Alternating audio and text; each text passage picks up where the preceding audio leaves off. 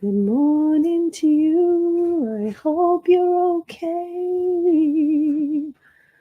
Good morning, my friends. I hope you're good, and I hope you have some coffee. That wasn't very good. Good morning. Good morning. Good morning. Good morning. Good morning. Good morning. I'm still putting on my makeup. Yes, it took all night. No, I'm just kidding. Good morning, Lee. Good morning, MJ. Good morning, easily distracted Kevin. My love, Kevin. Scott. Lee became a new member. Lee, thank you so much. That's really sweet of you. Kevin. Good morning, Kevin. Good morning, Kevin. I see you. I hope you're good. All right, so let's get this party started, shall we? Well, look at that.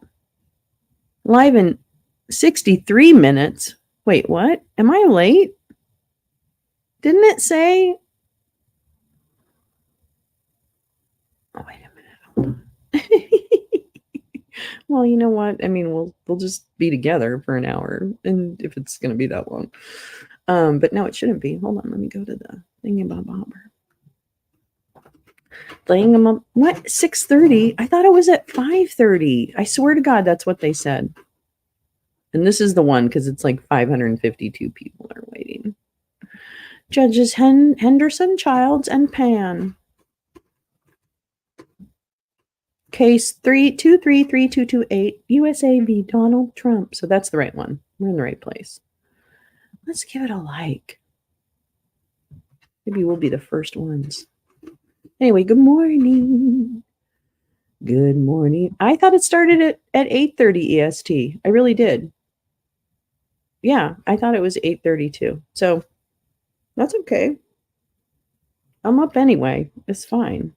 That's okay. I need to get my coffee, actually. I wish I needed a refresh. But I need to get my coffee. I need to get my coffee. I need to get my coffee right now. I said I need to get some coffee. I need to get some coffee. I need to get some coffee right now. Here he comes, walking down the street. Gets the funniest look from everyone he meets. Hey, hey, Trump stinks, yeah. Everybody's running away to get away from his reek now. And we've got something to say. Hey, Trump, you're an asshole. We really hope you die in jail. And there's a few people you should take with you, 'cause we've got something to say. Oh, yeah, that's true. That's true. Good point, Lee. Court may have changed the time to get everyone cleared once they open the building. Yep, that's fine. We'll just hang out. We have things to talk about. Actually, first, I'm going to get my coffee, if that's okay. And then I will be right back. I was wondering if we'd get some more reaction in the stench. The stench in the trench. That's what we're going to call this. How did we get to who told us that he smelled bad? I missed the origin of that story. Was there someone who told us that he smelled bad? I'm very confused. Maybe I'm amazed at the blah, blah, blah. I think I do need some coffee. Maybe I'm amazed at the way you love me all the time. King Sliger. Wait, what's that mean? Oh, King Sliger. Kinzinger. Yes. King Sliger. On the stench. Oh, Adam Kinzinger. Okay, well that's amazing. Okay, sweet. God, you guys are on it. However you spell it. Yeah, I get it. Kinzinger. Oh my gosh, that's funny. Okay. Good morning, Karen. How are you? I know, Karen, we're all like catching up. Apparently it's an hour from now, and everybody's laughing at us for getting up an hour early to watch it. Oh, that's okay. You know what I'm going to do? I know what I'm going to do. Don't even think about it. Oh, actually, let me go to this. Wait. Dare, dare, dare, dare, dare, dare, dare, dare, dare, dare, dare, dare, dare, dare, dare, dare, dare, dare. Oh, you want to hear? You want to see? No, they'll probably strike me. I want to do it. What? GOP rep to file impeachment articles against Defense Secretary Lloyd Austin. Get the fuck out of here. I'm so done with these fucking people. I cannot tell you. Cannot tell you. Oh, I thought that they were going to say Willem Dafoe died, but he just got a star on the Hollywood Walk of Fame, which for some people is equivalent to dying. So, hold on. Let me get a little thing. Thingabobber, thingabobber, thingabobber, thingabobber.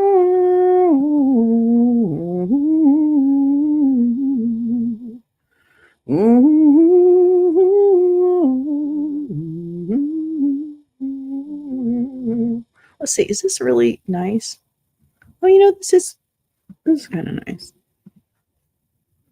Here, I'm gonna share this for a minute while we just I go grab my coffee. I'm gonna grab some coffee. Oh wait, I can go to this one. Hold on. Sorry. I'm so sorry. There.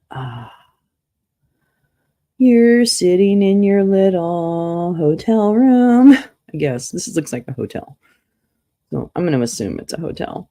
Na na na na na na na. Snow? No, that's why we're gonna have this. We're gonna have this for a minute. Ouch. And then let's see. And I need to go grab my coffee. Okay, so stop distracting me. I think that'll work. Don't distract me. I'm gonna go get you some coffee. 5 to 8 inches of snow. Oh my god. Oh, that tremble. You can't smell that smell. Ooh, that smell. Then we get all the. You're right, Lee. This is actually by design. You're in a work Zoom training on. I know. I'm sorry, Karen. I'm so sorry. We are your escape. We are waiting for you at the playground. Yikes. 5 to 8 inches of snow. Yeesh. No, thank you. However you spell it, I know. 33 degrees. Oh, drizzle. Eeks. Drizzle's poopy. Cold drizzle is like the worst. When I lived in New England, they had this oh yeah, it's really raw out. And I'm like, that's the perfect word to describe it. It's like raw. When it's cold and kind of damp and stuff. I don't know. So good. It's good. Good descriptor. Anyway, let me go get my coffee. I'll be right back. Actually, this gives me a chance to put on some makeup. Maybe be presentable. I don't know. Okay, be right back. Enjoy the breeze. Enjoy the waves. Super gross. Yeah. Snow blows. Snow blows. Get it?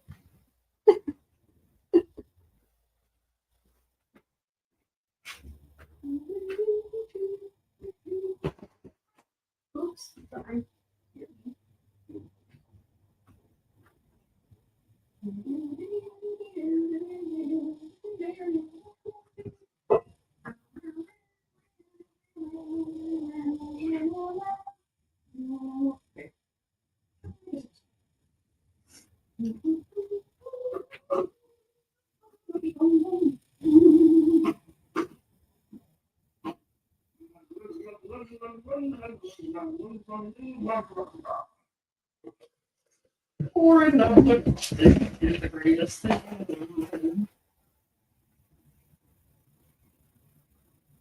Pouring out the coffee.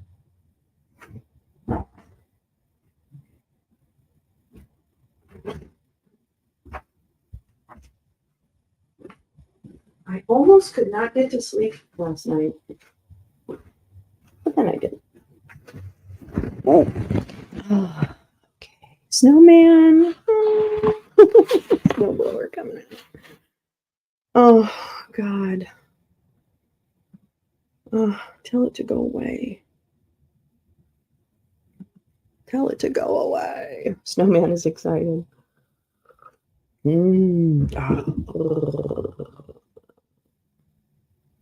There's something about coffee. It had. Oh, hi. Why are you like knocking my shit over? These cats are crazy. Okay. Oh, really? We're having zoomies right now, just in case you. Yep. I know. I know. I know, sir. I'm kind of bored with this. I'm going to be honest with you. Hold on. Let me find another one. Shh. Oh, there was the API pilot. Oh, no. What is this? What do I have this?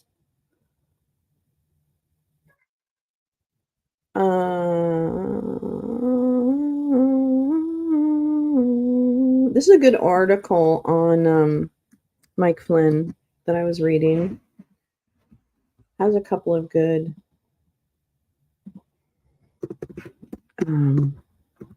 it's a good like timeline of the Mike Flynn stuff along with what Jim has written. Oh shit, forget it. It's so dumb. Why did they do this?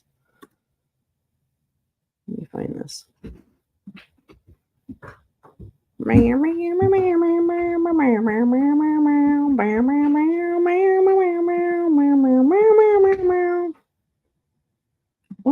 are we doing? What are we? Oh, I see. I have a big cardboard box in the living room, and the cats, I left it for them to play in. And as predicted, they're doing it. They're doing it. All right, let me check on the court. No, okay. Wow. They really fooled us all. Let me tell you that. Let me tell you. They fooled us all. They fooled us all. And when we went to the Herald.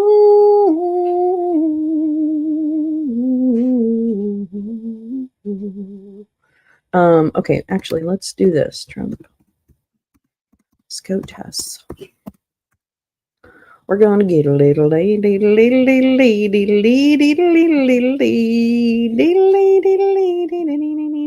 is whoops. This is Politico writing about this 2 days ago. No, yesterday. God, I just cannot keep track of days. 5 ways the Supreme Court may try to defuse its newest Trump bomb as the justices confront a historic case with enormous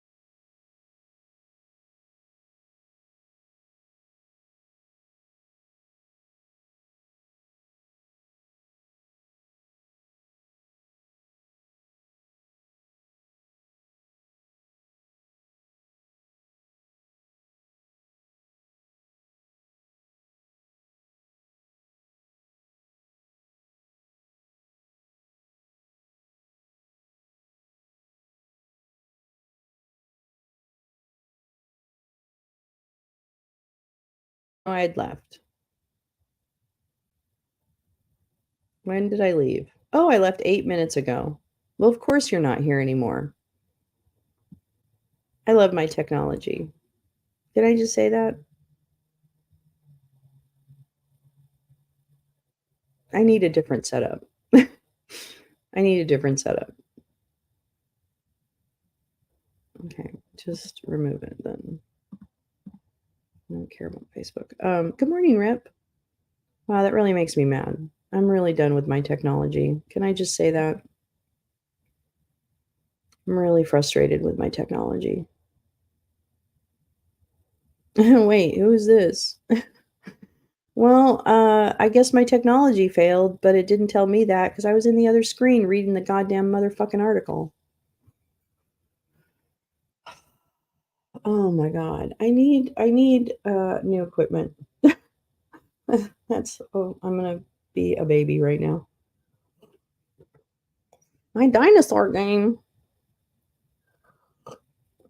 Don't you guys just block each other. Please don't be mean to each other in my chat. We're adults. And if you guys can't handle it as adults, then don't handle it here. Handle it somewhere else. And be hi, Blue Eyism. I'm so sorry. Okay, so what happened was you see what happened was I was reading an article to everyone and it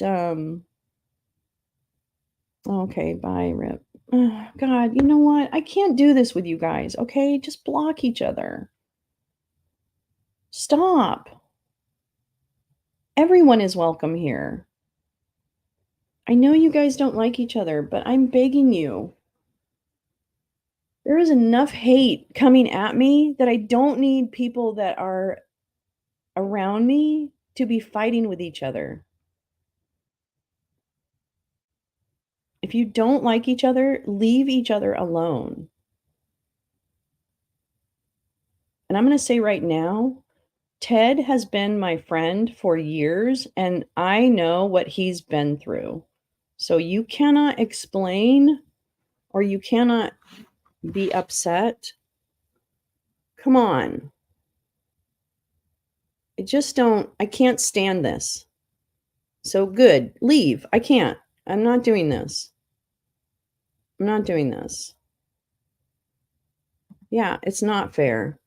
Because frankly, I'm the one who gets shit on from a lot of this situation. I'm the one who worries when I leave my house. Okay? And Rogue, you need to fucking get right with Jesus. The people in my life, I have been very careful about them. So stop going after Ted, Rogue, because Ted has been through the fucking grist mill. So he's got sharp edges. And if you touch his sharp edges, he will cut you. So don't do it. Ugh, I can't stand. I'm so done with this. You know, I have gotten so little positive out of all this harassment situation. It has made me stream less. I can't. Urgh. Stop being fucking children. It's an app. Neither of you is part of some secret society, okay? I can guarantee it. That's right. That's exactly what they want. That's exactly what they want. And we won't do it. I'm not giving them what they want. Anyway, enough of that. Blah blah blah. Sorry about the technical difficulties. Yeah, keep going, damn it. Let's do it. Let's keep going. All right. Okay, so let me get this. I was reading an article to you, but of course. Gosh, I kind of want to let me make sure it's they're still not going. Okay. Well, let's go back to this and then I'll read some more. But I think I'm gonna have to keep an eye on the stream because it dropped out with no. God, I'm so tired of this. I just want people to be honest with each other. And if you don't like each other, I get that. There's plenty of people I don't like, but I avoid them. And if they're in a chat with me, then what I do is I freaking block them so I don't have to see their comments. I mean, really. Anyway, you know what? It's too much. It's too much. It's too much. Okay, wait. Let me find I'm getting distracted by Twitter. Don't get distracted by Twitter. All right, wait. Where's my stuff? Anyway, I love you all, and that's not. I mean, it's hard for me. It's hard for me to be like. Oops. It's hard for me to. I love you all, and that's. Oh my God, that's me. It's just like I don't want to. I need like people to be whatever. Yeah, no, I know. Keep going, damn it. But to the ether. It starts in a half an hour. It was supposed to start at 5:30 in the morning, which is 8:30 in the morning. But I think they were, you know what I think they did? I think they tricked us so that we would get up early. I think this is like your parents. Okay, so let me just like recap, but I'm not going to read it all. I'm going to give you this. Let me give you this article actually, because then you can read it for yourself.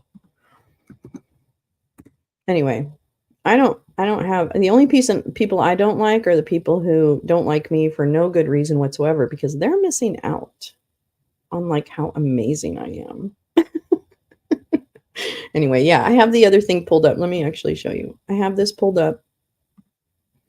So it says 34 minutes, 34 big minutes, and that's what we're gonna do. Yeah. Anyway. Okay, here we go.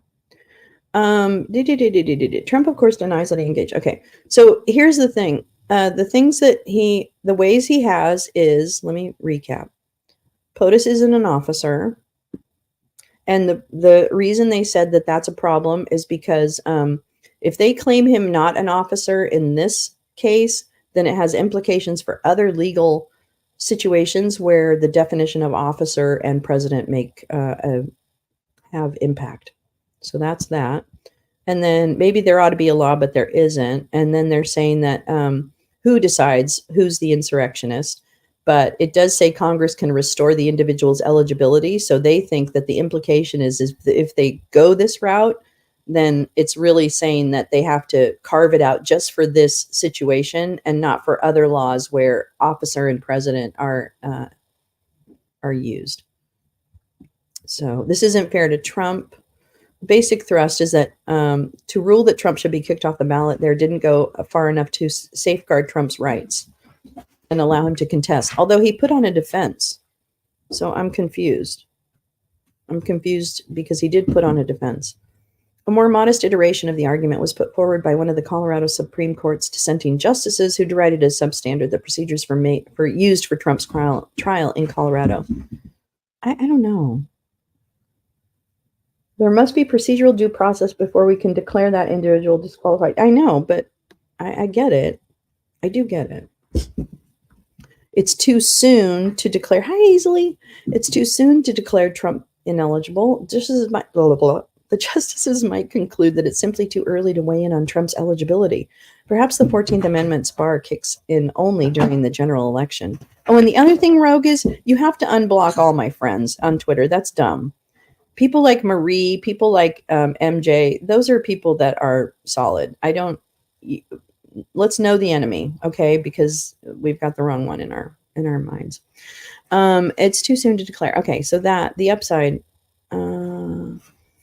contending that the state is infringing on the GOP's First Amendment rights by trying to dictate which names can and can't appear on the ballot. What are we doing? Are we going crazy? Okay. Oh, it's the box. The box is fun. A ruling along these lines would adhere to Chief Justice Roberts' oft-stated desire to have the court narrowly interpret the issues before it and not reach out to resolve future disputes until it must. It would take the spotlight off the courts, at least for now. It would be an obvious punt, since all the issues seem likely to return before or after the general election. Oh, my God. It would create a state-by-state patchwork, allowing some states like Colorado and Maine to kick Trump off their primary ballots while other states keep him on. I mean, I'm not worried about the primary ballot. I'm worried about the general election. Oh my God, you guys are funny. I hope you're enjoying that box. Let's see. Perhaps the 14th Amendment's bar only kicks in during the general election, or that picks the office holder. Oh, that's interesting. From taking up. This is dumb. No, or perhaps the amendment merely bars insurrectionists from taking office and cannot be actually used to prevent them from running for office. I don't think that's an interpretation they would make. That doesn't seem right. A ruling along these lines would adhere. Okay, yeah, that. The case is too hot to handle. Well, I mean, they wouldn't have taken it. Sorry, my animals are. What are you doing? Oh, I see what you're doing. Okay, never mind. It would get the justices out of the political fight. The doctrine has been simply allows. Just over 2 decades ago, the majority chose to decide the most momentous election-related case in history, Bush v. Gore, despite dissenting justices warning that the dispute was better left to other branches of government and the states. The political question also amplifies the potential for chaotic challenges to the counting of electoral votes by Congress early next year and increases. Okay, I understand this box is like super fun. I'm going to need you to take it over there. Ooh, okay. Sorry, everybody. Anyway, the political question also amplifies. Imagine letting them run. And if they, I know, I'm going, oops, sorry. Why would you do that? That's dumb. And increases the possibility. The political, okay, let's just read this for a minute. The political question option also amplifies the potential for chaotic challenges to the counting of electoral votes by Congress early next year and increases the possibility of the election being ultimately decided in the House of Representatives. Okay, well, it took us a minute, but we got through it. Let's go over to the courthouse. Let's go over to the courthouse. Let's go. Let's go. Let's go. Let me see if anything else is happening. Hold on just a second. Hold on just a second. Let's check the airwaves. Do do do do do do do. Do do do do do. Oh my God, coffee is the most amazing thing in the world. I really love it. And I really love it. And I love it. I love it. I love it. Burr, burr, burr, burr, burr, burr. Burr, burr, burr.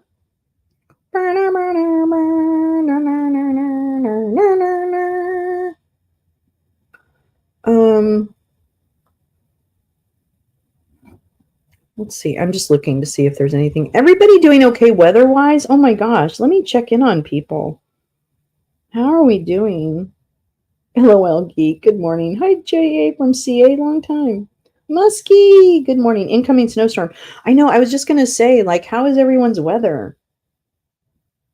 Muskie, everybody's getting, like, major snow and everything. That's fucked up. Do do do do do do do do do do do do do do. Let's see what these guys are doing. These guys always strike me. I don't want to use their shit. Come on, somebody's got to have. Do do do do do do do do do do do. Scooby Dooby Dooby Doo. Sorry, that was terrible. La la la la la. La la la. La la la. La la la la. Wait, what? Wait, what? What? Jeffrey Clark disbarment trial? What? Excuse me? What the fuck's happening? Wait, what now? Wait, what? Will be held the disbarment? Where's Jeffrey Clark's disbarment trial? What the fuck? Are you kidding me? I didn't hear about that. What the fuck? What? Where is he licensed? In DC? So it's the DC bar? I have the DC. What? What? What? Okay, hold on. I'm sorry. This is emergency now. This is emergency. Oh wait, I'm subscribed to them. Where the fuck? Because that's my man. That's Phil. Phil is the most amazing. I kind of, well, no, I'm not going to say it. I don't see anything. What? Wait, where is Jeffrey Clark licensed? I mean, it has to be. What the fuck? I'm sorry. I'm freaking out right now because I really want to see this. What? I don't think this is real. I don't think this is real. Disbarment of Jeffrey Clark. What? Disbarment. Federal judge clears way for D.C. bar proceedings against Trump ally Jeffrey Clark. Well, why isn't this a bigger deal? What? I'm so confused. Why isn't this a bigger deal?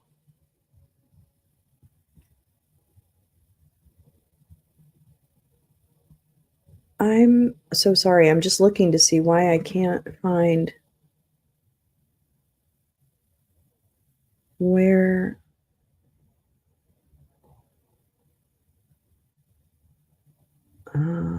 Oh, here we go. There seems to be a serial delay. Attorney Discipline Board upbraids pro-Trump lawyer Jeffrey Clark in order setting ethics hearing. Okay, so, well, when is it?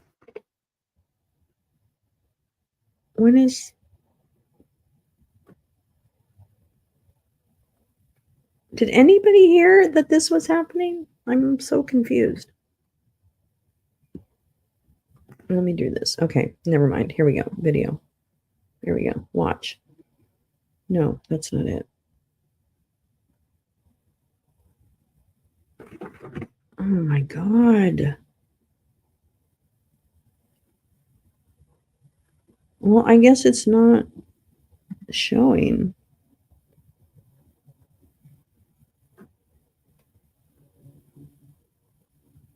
Oh, okay, wait a minute. Maybe, hold on. Let me try one more thing.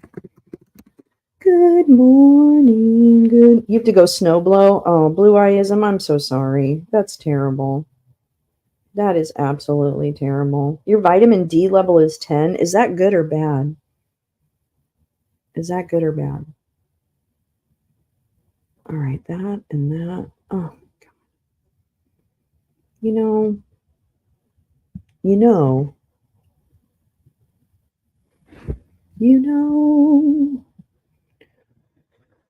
people who need people. I can't. Oh, Pete Santilli. What's he screaming about? What are you screaming about, Pete?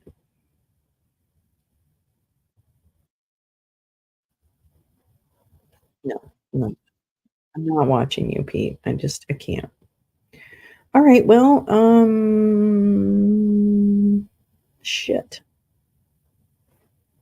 Report, the DC bar adjourned disciplinary proceedings that could lead to disbarment until late March. You're amazing. MJ, God damn it. You're the most amazing person in the whole universe. I love you. Thank you, MJ. You're brilliant.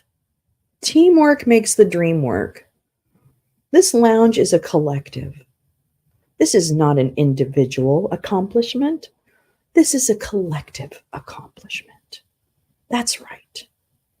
Let me see if I can find like a live shot from outside the courthouse or something just for fun. Just for kicks and giggles. U.S. Court of Appeals, D.C. Right? Filters.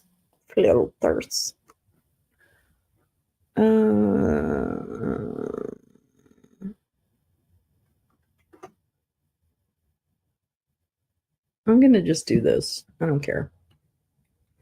All right. I'm just going to give you the live shot. And I'll borrow it from the fake CNN. It's an Indian. I think this is an Indian network. And this is a live shot of the Pretty Man building. So now we can just have some coffee. I need to get some weed. Uh-oh, hold on. Tragedy struck.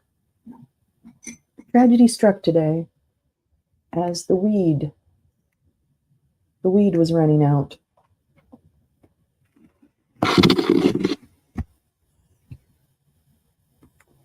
I know, MJ coming through. What a love. Oh, I love you all too. I love you, MJ. I do. I love you guys here, but I don't know shit. I mean, do any of us know shit? But we're going to learn. Good camera work. Did it rain there? Oh, I'm so sorry. Uh-oh. My left ear is ringing, which means somebody's speaking bad about me. So I'm going to say, bite your tongue. That's what my mother said. If your left ear is ringing, is somebody speaking bad of you? Tell them to bite their tongue. Actually, my mother didn't have an Irish brogue.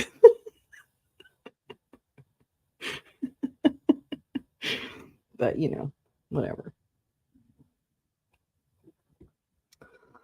Oh, boy. This life, I'll tell you. It's a big one. Don't make life harder than it has to be, folks. Okay? Please. That's my advice to you. As an old woman helping you live your life fully, please don't let unimportant battles be what drive you apart.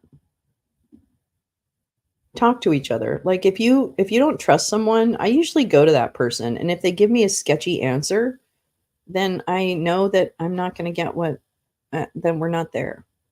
But usually I can talk it out. Now, if you intend to hurt me and that's your whole job, then I'm just giving you a gift by being nice to you. So that's on me.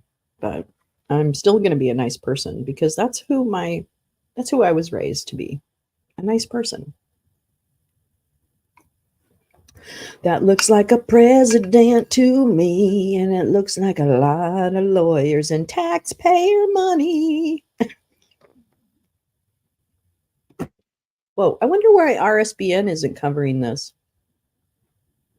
Aren't they riding with the president?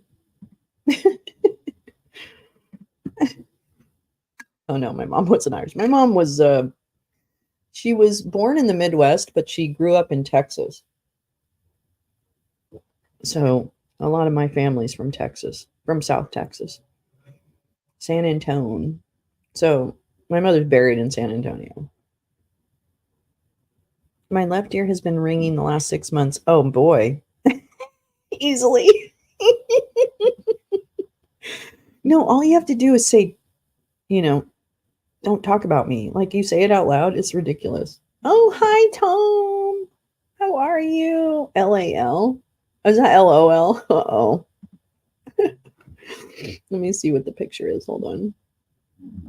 Let me see what the picture it is. And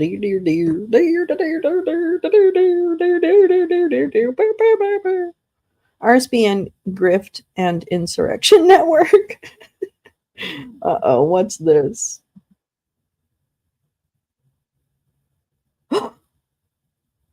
The Sun reporting This is unconfirmed. Breaking. Shocking moment. Mystery fire breaks out at Putin family home near Moscow as sabotage suspected. That's a Sun News story. Wow. Let me see if I can. I don't think I can share. Oh, wait. Open. No. Just. Really? Okay, hold on. I'm coming back. I'm a coming back. I'm a coming back. I'm a coming back. I'm a coming back. Okay. Hold on. Here we come. Oh, laugh and laugh. I like it. Grifton Insurrection Network. You know, here's the thing. Can I tell you something? So I have watched Right Side Broadcasting since they started in like 2016. And, they've always been a Donald Trump network, right? Like Joe, I think his name is Joe Seals or something like that, is the one who started or runs RSBN. Yeah, right. That corner group to get time in the DC jail. I know. They're not actually important. That's the thing. That is a distraction. That is a distraction. And by feeding a distraction, you take away resources from fighting the real thing. So that's why I don't have any respect for anyone who still watches that corner, still protests that corner, because for a year, they didn't do anything with the information that they got. Anything. So they were just doing it for views and clicks and money and attention. They didn't do shit. They didn't do fuck all. And now they're sitting in rooms with pink MAGA. So I don't know what you fucking convoy watchers think you're doing, but you're buddying up to pink MAGA. And if you don't know what that is, that's not my problem. That's your problem. That's a you thing. You're not important enough for me to worry about you. I know. I'm in a mood today. I'm going to tell you right now. Mike Lindell, he's not a father. He was removed from the Catholic Church. Father Frank was removed. He cannot. I don't even think it's the sedition hunters. I think it's like a few individuals, MJ. I really do. I don't watch. Yeah, I don't watch them. It's not the sedition hunters, because there's a few good sedition hunters. I think there's just a few individuals who are just bad individuals.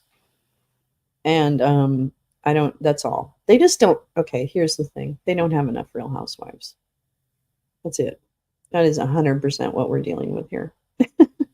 Anyway, yeah, I don't know. I just like, I can't be bothered. I'm not. No, none of them are serious. And I saw a little bit of stuff last night. I caught some stuff on a live stream, and I'm like, oh my God, this thing has fallen apart even further than it could have fallen apart before. If that's possible. If it's possible for the shit show to get more pathetic, it did. And I can't believe I'm saying that. So anyway, we all need to watch more Housewives. Okay, let me see. Let me just check. Nope, that's 12 minutes. Let me find something else. Wow, Jeffrey Clark.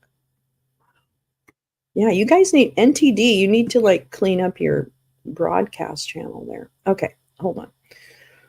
See what we got. I have some stuff in my watch later that might be interesting. Hold on.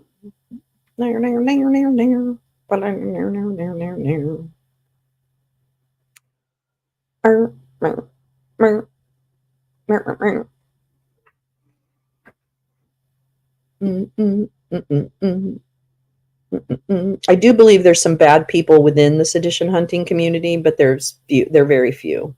But they're just very active agents. So I don't trust all of them, but obviously, sedition hunting is fine. I don't care. I'm more focused on the big guys, but it's not, I don't think all sedition hunters are compromised. I think there's a few that got in there and they did what they needed to do, which is what they do to every movement, by the way. It's not, sedition hunters aren't special. They're just an organized movement like the other guys, So don't think you're so special, because that's it. They're jumping the shark. No, they've jumped 7 sharks. They've jumped 7 sharks. Yeah, still waiting for sedition hunters to produce Mike Flynn. Well, just filled the oh God, Lee. Can you stay home this week, Lee? Do you have to travel or anything? Or are you able to hunker down? I can't stand ice and like freezing rain and shit. Oh God, that's the worst. That's the worst. They're just going after the people on camera and photos, I think. Yeah, they're not doing the larger organizational piece, which is fine. You don't have to do the organizational piece, but don't actively shit on people who are doing stuff. Oh, good. That's good. I'm glad. Yeah, it's all lame. The whole thing is lame. Me too. Florida is pathetic. Oh, I know. What about that? What about that? I don't know. Fish in a barrel, whereas others go after the big fish. Yeah. Yeah, they're shooting fish in a barrel. Yeah, which is fine. Again, everybody has a role to play. Just don't stalk me. Just leave me alone. I'm a comedian, okay? And last time I checked, the people that I follow have some really good receipts. And that's all. And it's okay. God, there's a role for everybody. God, this is what I don't get. Everything has to be a this or that, or a yes or a no, or a D's or a does, or a D's nuts or does nuts. No, it doesn't. No, it doesn't. You have one trip on this marble, motherfuckers. Be decent. And if you can't be decent, then just leave it alone. It's kind of hard to know, Muskie, and I don't think it really, like, they don't really have any. I don't, the thing is I don't even understand what it is they have against certain people. So that's my point, is that it just, to me, it seems foolish, right? Like, it seems like a total waste of time. There was this scene in The Big Easy where the mom of the family is talking to this girl who's a young woman who's not from New Orleans and not Cajun or Creole. And so this girl is jogging, right? Like, she's wearing like jogging clothes. And this movie's from like the 1980s. And jogging was just like kind of new, I guess, right? I don't know. Like, jogging for jogging's sake was new. And and so the girl's running, and the mom, she runs to the house, to see the guy. And the mom's like, "Child, what are you dressed like? Like, why are you dressed like that?" And she said, "Oh, I was just jogging. I was just running." And she said, "What are you running from?" And it was just the best line in the entire, like, it was such a great line. Like, what are you running from? So it was just like, your obsession with whatever is just surface. It's just surface. That's all. Oh, this 100% J Rance. We are grateful to anyone spending their time assisting law enforcement so that we can have an understanding of what happened, who was involved, all that. I am grateful. So yeah, I don't have a problem. That's why I was surprised when people had a problem with me, because I'm kind of like, what did I do to you? I've helped you. I help sedition hunters. The sedition hunter account that now blocks me because somebody told them that I'm not a nice person, I helped them find Yellow Sizzler. Like, they confirmed that in a DM to me. So I've only been helpful. Anyway, I don't care. Don't stalk me. Stop stalking me. Hi, Reefer. How are you? I wonder if Thomas knows that Trump won't need him if he gets in his job. You know, the thing is, oh my God, let me tell you this. Let me tell you this. I think Trump doesn't know that they're going to get rid of him when he gets in there. So, oh no, I'm so sorry. No one is stalking me from that community. I apologize. Let me be very clear about that. There and no one's stalking me. There are just people who don't like me very intensely, and they would like me to be quiet, which, they're not alone in that. There's a lot of people who would love me to be quiet, but probably for different reasons. Yeah, I'm so sorry. Stalking. I really apologize. Please, let's be very clear about that. That's not what I mean. I'm basically a friend to most people. Yeah, I'm not really worried. I'm definitely not worried. Oh my God. But I noticed it. So there you go. You got my attention. You got my attention. You got my attention. Yeah, yeah. Right. Sorry. That was my bad. Yeah, I mean, I think people do. And the thing is, this is what's interesting to me, and this will be my final point on it. So I apologize. Um, I don't bear any ill will towards anyone. I really don't. And when you come to me, even after like someone has told me something about you or something like that, I do make my own decisions. And I give people a lot of chances because I see it as I either close myself down totally or I allow people to be authentic. And when they turn out not to be authentic, then I just pay that price. You know what I mean? And I'm fine with that, except for the fact that I'm tired of it. And it just is very, it's depressing to me that with all this great technology, that's how we use it. That's all. Anyway, so no, I'm not the victim. I'm not a victim. The sedition hunters are wonderful, except for they've got a couple of people in their ranks who probably came in late to the game and are kind of like whispering in their ear. So, oops. Sorry. I'm being too loud. It's very early. Okay. Anyway, so that's all. That's all for that. Who is Trump's handler in the USA and overseas? Yeah, easily. So, I mean, a lot of people have different ideas about that. I kind of think that Trump came up as a very malleable kind of, asset. And I think they recognized early on that he was easy to manipulate with a few key, tactics like praise and, women and whatever else was his thing. And I think that people in Russia, certainly, and probably other parts of the world, recognize that if you stroke certain parts of his ego, then he would act in ways that were more beneficial to you. Now, I think there is also probably some compromise on him that keeps him in line. I would imagine that there's compromise. So I think that's probably part of it. But other than that, I think it's just a matter of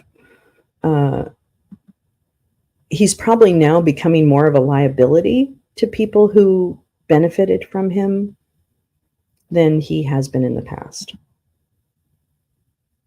Oh, there you go, MJ. Helga Zepp LaRouche. Is that Lyndon LaRouche's? Is that related to Lyndon LaRouche? Yeah, you're right. Good point. Thank you, MJ. The Putin Pro Network with Saudi Arabia. That makes sense. I believe that will come out on the stolen documents case. I hope so. Hi, Oomph. Good morning. Good morning. All right, let me go back to our appeals. It should be starting. And there we go, and there we go, and there we go.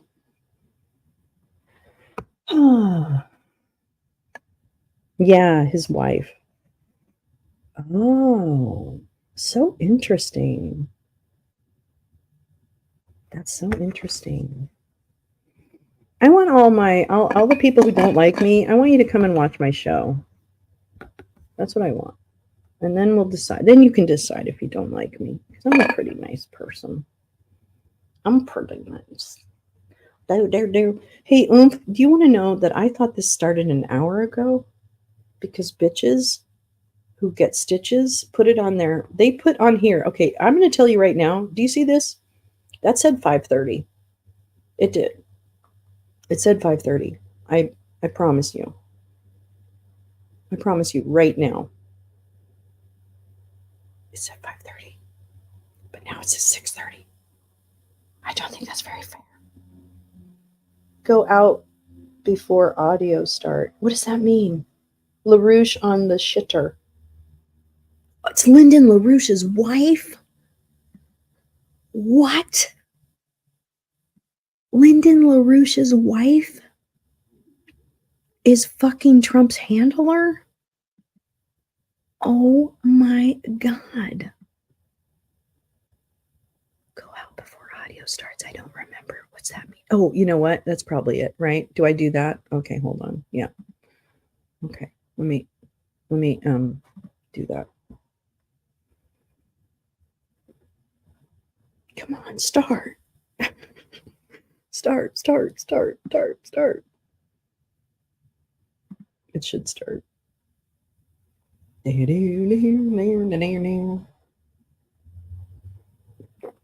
Come on, justices. What We Do in the Shadows is a great show. One episode, this troll guy that just does it for fun, it helped me understand there are assholes just getting off on pissing.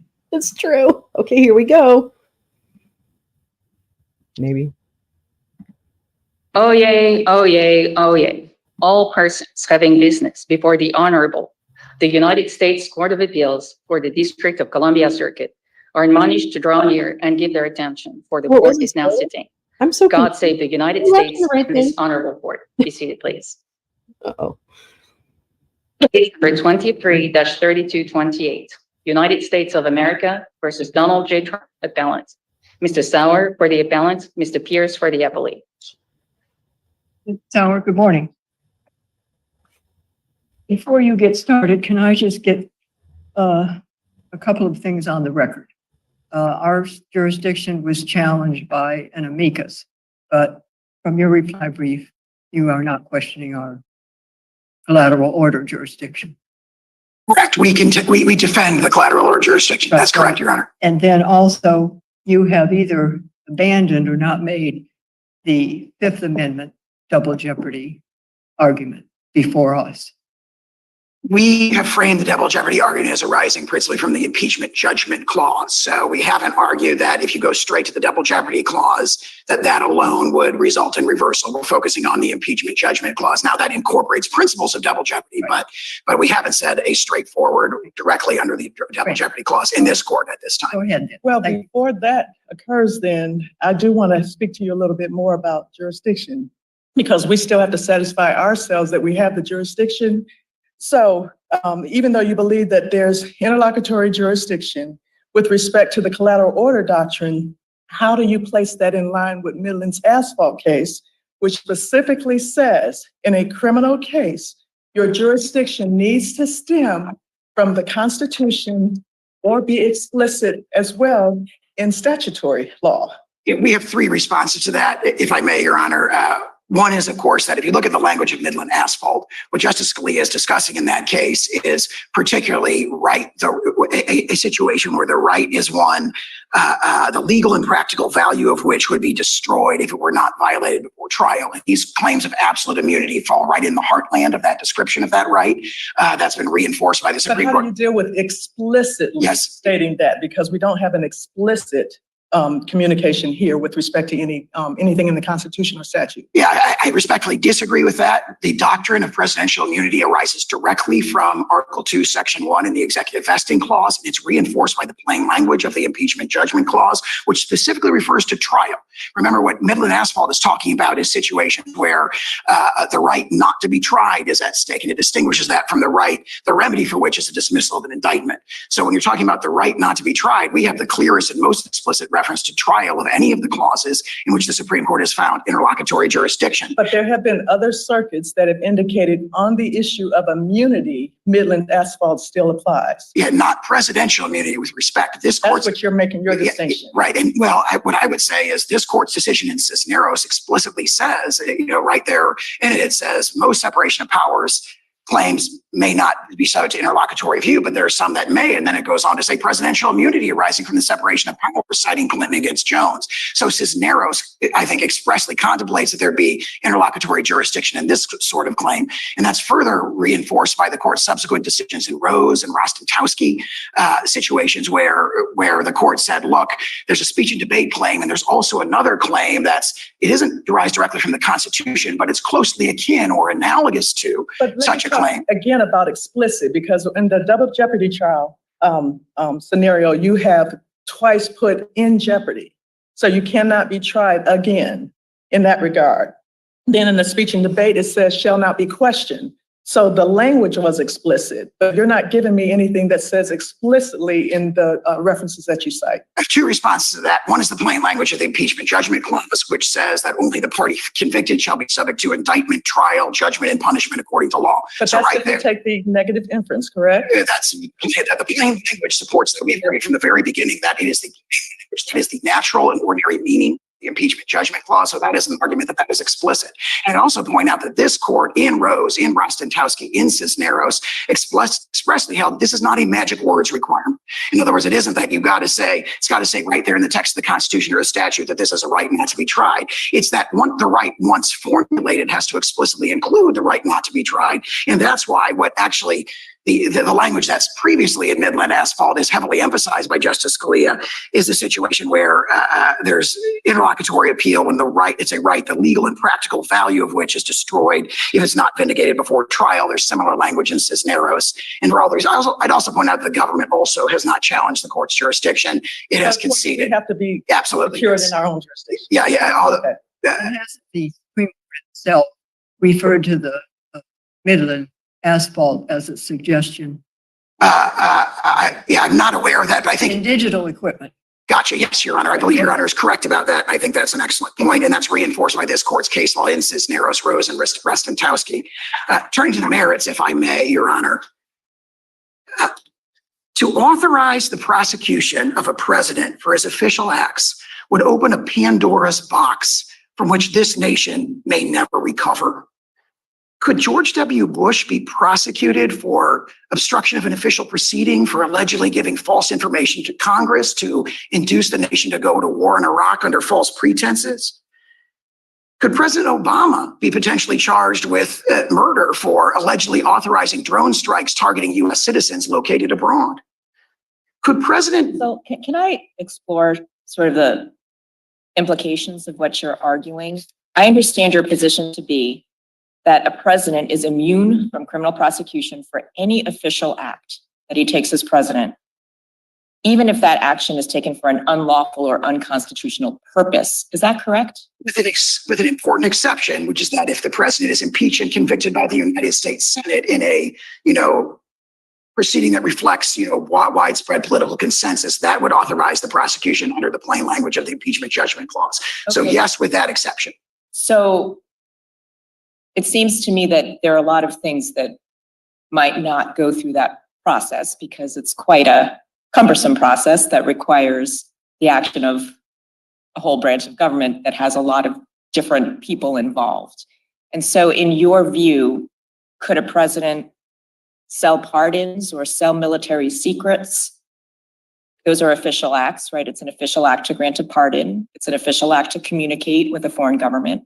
And such a president would not be subject to criminal prosecution? The sale of pardons example is an excellent example because there were allegations about a sale of a pardon essentially when it came to President Clinton's pardon of Mark Rich, and the U.S. DOJ carefully and for the very reasons we've emphasized in our brief, decided not to prosecute President Clinton with that because it raised concerns about whether or not a president can be prosecuted for his official acts. There's actually an op-ed in the National Review from Andrew But your McCarthy. position is that he can't be prosecuted for that unless he's impeached. Yeah, that was, as long as it's an official act. I mean, certain cases, purely private conduct under Clinton against Jones, he'd be subject to prosecution for that so long as he's not in office. But as long as it's official act.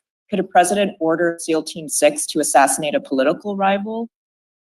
That's an official act in order to SEAL Team 6? He would have to be and would speedily be, impeached and convicted before the criminal prosecution. What if you weren't? There would be no criminal prosecution, no criminal liability for that?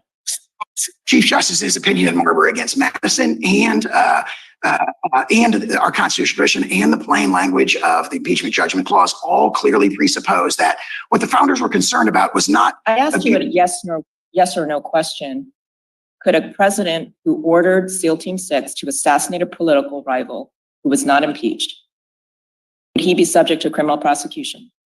If he were impeached and convicted first. And so your answer is no. My answer is qualified yes. There's a political process that would have to occur under the structure of our Constitution, which would require impeachment and conviction by the Senate. In these exceptional cases, as the OLC memo itself points out from the Department of Justice, you'd expect a speedy impeachment and conviction. But what the founders were much more worried about than using criminal prosecution to discipline presidents was what James Madison calls in Federalist Number 47, the newfangled and artificial treasons. They were much more concerned about the abuse of the criminal process for political purposes to disable the presidency from factions and political opponents. And of course, that's exactly what we see in this case. I've asked you a series of hypotheticals about criminal actions that could be taken by a president and could be considered official acts.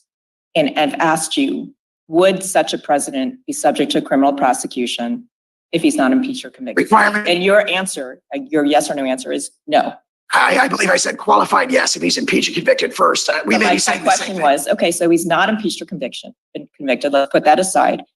You're saying a president could sell pardons, could sell military secrets, could order SEAL Team 6 to assassinate a political rival.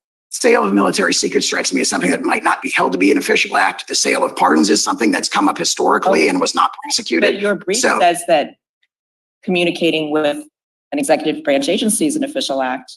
And communicating with a foreign government is an official act. That's what presidents do. They're very strong situations. There's very strong examples of potential official acts.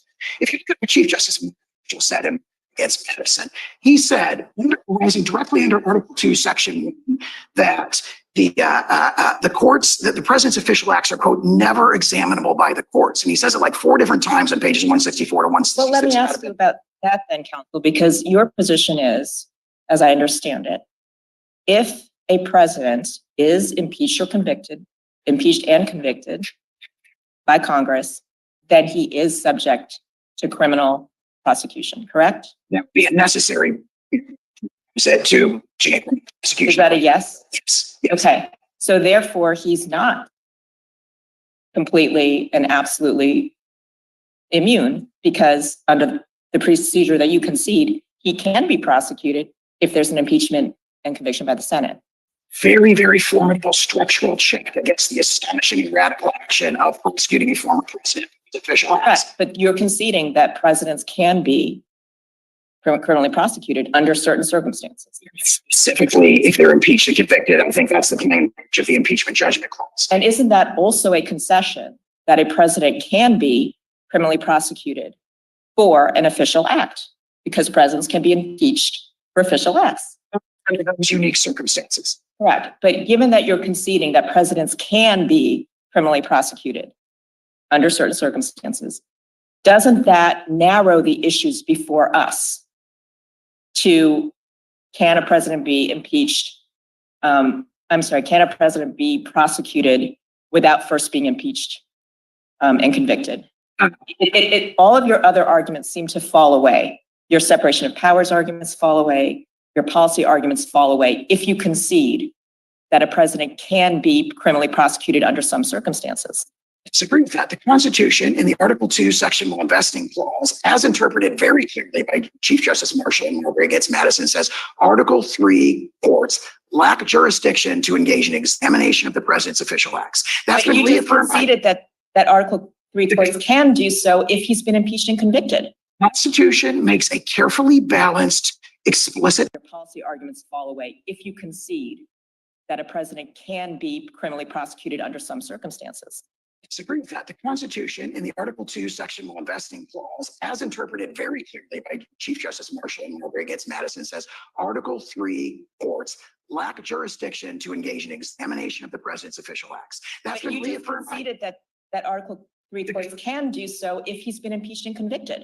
the Constitution makes a carefully balanced, explicit exception to that principle in the impeachment judgment clause. So the problem for the separation of powers, the Constitution does this in many other situations where it engages in a balancing. What the framers were most concerned about was not the notion that the president would never be prosecuted for things that outrage his political opponents. What they were concerned about was politically motivated prosecutions. But they didn't say the president can never be prosecuted. They set up the Correct. separation of powers and then created a very narrow exception Correct, that would but- allow prosecution in those cases. But once you concede that there's not this absolute immunity, that the judiciary can hear criminal prosecutions under any circumstances, you're saying there's one specific circumstance, then that means that there isn't this absolute immunity that you claim. I'm not aware of any case or constitutional doctrine that would say the Constitution sets up a very strong principle and it creates a very narrow exception, and therefore the exception just makes the principle vanish. I just disagree. That's not what I'm asking you. I'm saying that you're coming before us and saying that there is this absolute immunity that is grounded in the separation of powers, that the judiciary can never sit in judgment on what the president is doing. But you're conceding that that's not true because under some circumstances, the judiciary can do that. That's all I'm saying. I think that repeat my answer, which is that there's a very strong principle in the separation of powers that prohibits Article 3 courts from sitting in judgment over a president's official acts. There's a very narrow exception for conviction after I impeachment. understand. And that's but the position. It just seems to me that if once you concede that presidents can be prosecuted under some circumstances, your separation of powers argument falls away. And the issues before us are narrowed to, are you correct in your interpretation of the impeachment judgment clause? Does the impeachment judgment clause actually say what you say it says? That's all that's really we need to decide. I respectfully disagree with that. I respectfully disagree with that. There is a strong principle. It's reinforced by Chief Justice Marshall in Marbury against Madison. He did not say we can never sit in judgment over a president's official acts, but because it can be impeached, convicted, therefore we can do it whenever we want to. He said the exact opposite. He says they are never examinable by the courts. So And are that's we answering the larger question about whether there's presidential immunity from criminal prosecution for official acts? Or are we looking to a standard on a motion to dismiss, which says, look to the allegations, take those as true, and then look to whether or not we should be looking at official acts in that lens? actually both threshold question raised by the district court judgment is essentially there's no such thing as criminal immunity for a former president, and therefore the district court never reached the second issue, which is if you actually look at the face of the indictment, are these all official acts? We have strong arguments on both of those things. The notion that criminal immunity for a president doesn't exist is a shocking holding. It would authorize, for example, the indictment of President Biden in the Western District of Texas after he leaves office for mismanaging the border allegedly, and let a Texas jury and Texas judge sit in judgment over the validity of But his you acts. also indicated earlier that when there were pardons or when people were not prosecuted, not everybody goes through an impeachment proceeding before they actually get prosecuted, because that's within the discretion of the prosecutor. Only for subordinate officers. So as the OLC memo points out very clearly, the founders, the framers actually in the Constitutional Convention clearly contemplated that that sequence that I've described would be mandatory. He would have to be impeached and convicted first before you could go on But to. impeachment also only deals with certain crimes, bribery, treason, high crimes and misdemeanors. Yeah, and if you look actually at what is said in the Federalist number 65 by Hamilton about that, high crimes and misdemeanors basically cover anything that the U.S. Senate makes a political judgment justifies removing him from office and authorizing But a prosecution. prosecutor is impartial, does not make political judgments, assumingly, to charge. I think that it has no basis in the context of the current prosecution, where the current incumbent of the presidency is prosecuting his number one political opponent and his greatest electoral threat in this particular. Asking you from the standpoint of what the impeachment judgment clause is designed to do, that it limits itself to certain acts. And then therefore, and if convicted, as you indicated, impeached and convicted thereafter could be prosecution. But not everybody goes through that process. And of course, it's limited to the certain actors in that regard, but not everybody has to go through that process. Prosecutors later on can come into information and evidence after they've investigated to make their determinations about what they'd like to criminally prosecute. So you're not always confined to whatever would be in the impeachment judgment clause. Whatever the practice has been with respect to subordinate officers, the evidence from the founding generation is clear as you cannot do that with respect to the president. Right. And this is one example of many that's reinforcing all the Supreme Court's case law, the uniqueness of the presidency and the person who occupies the office of the presidency. So, for example, you get repeated statements in Nixon against Fitzgerald. It's reaffirmed in Trump against Mazars, reaffirmed in Trump against Vance, and so forth about the unique nature of that particular office. But and therefore, even under Clinton, where there's a deal cut, under President Nixon, where there's pardon given, there's an assumption that you could be prosecuted, because why enter into those particular acts? Those examples are examples of purely private conduct. For example, Clinton against Jones makes very clear that the stuff that President Clinton cut an indictment deal about by admitting to certain wrongdoing in exchange for not being indicted was purely private conduct. Nobody has contended that the president's immune from prosecution for purely private conduct. It's the question is, can you be indicted for official acts? And you referred to the pardon of President Nixon. We have two things to say about that. President Nixon was accused of a wide range of purely private conduct. He was facing potential indictment for that at the time the pardon was issued. Back to purely private conduct. If we go to the indictment, they are not alleging purely, they're alleging that this is private conduct, but it's subject to fraud, not official acts. So why don't you speak to that, since you said that we have to look at the broader question as well as the indictment? Yes, Your Honor.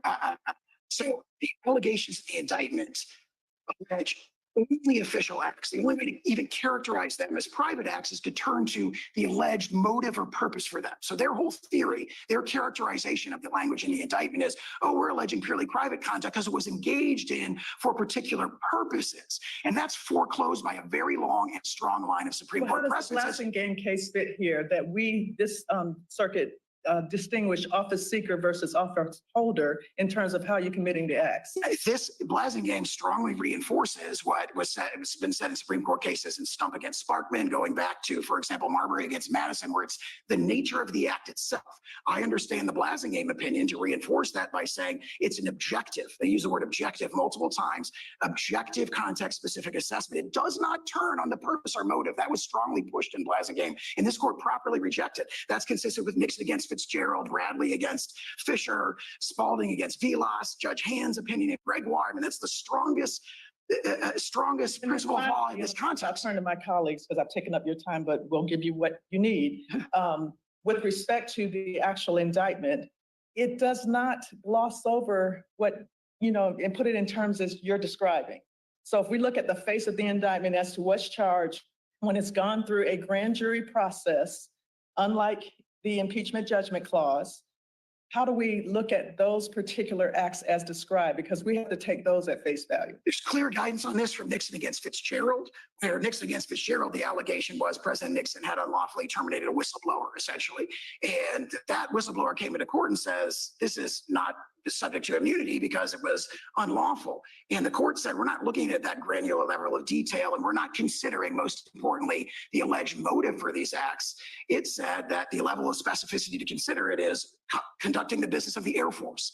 Similar here, if you look at the indictment, there's 5 classes of conduct that are alleged, many of which are just obviously official conduct. Meeting with the U.S. Department of Justice about who should be the cabinet level officer running that. Is it the courtland of the appointments power? You said many of which, so not really all of which. I mean, Arcanich is all which. There's one exception because there's allegations about the ELIB speech, and under Blasingame, the contention was made that they should be remanded for that. But if you look at the other public statements, for example, President Trump's tweets, the Second Circuit held in Knight First Amendment Center that it was based on overwhelming evidence. That's an official channel. His Twitter account during the presidency was an official channel of government communication. And under the objective test in Blasingame, all those tweets are obviously immune. So also with meetings with the Department of Justice, meeting with members of Congress, that falls right within the heartland of Article 2, Section 3, which authorizes the president to communicate with Congress about the matters that he views as expedient. Let me ask you, first of all, I don't believe you were counsel then, but what about the two concessions made in the first impeachment proceeding and then in Trump v. Vance, that impeachment should be stayed and wait until he's out of office when he would be subject to criminal liability?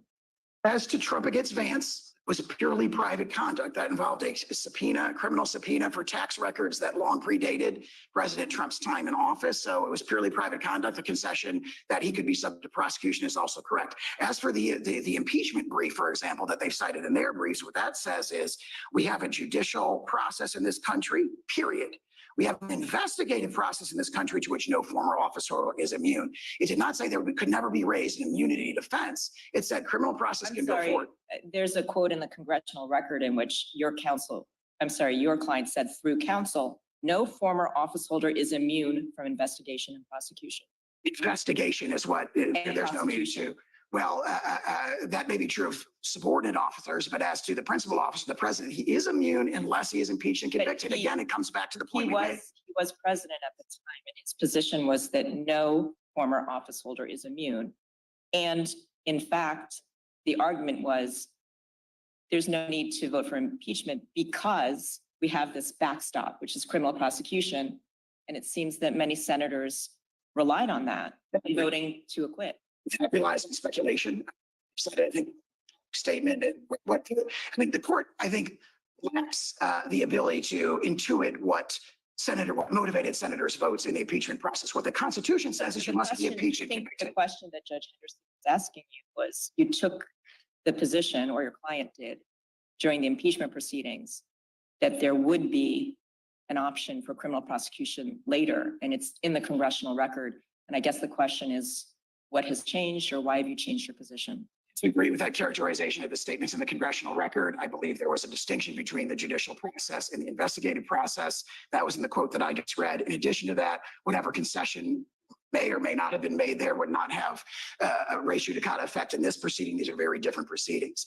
And again, the notion that no one is immune from the judicial process and the judicial process should go forward is fully consistent with the notion that defenses, including presidential immunity, which again is rooted in the separation of powers, we could be raised in those processes. So the notion that there could be a criminal process and then defenses like this could be raised in that process is I think, pretty straightforward. There's no concession that there's no such thing as criminal immunity. There's no concession in those proceedings that what the district court in this case did, the very kind of astonishing holding that no president is criminally immune from prosecution is just, I think it's not there in the congressional record. Let me go back to Marbury versus Madison, and you isolated that one sentence. Isn't it true that the progeny of Marbury versus Madison has distinguished between discretionary official acts and ministerial, by which they mean imposed by law?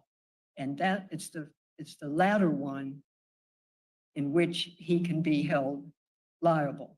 And I want you to address both U.S. v. Johnson and the Commonwealth of Virginia, because the first one deals with the speech and debate clause.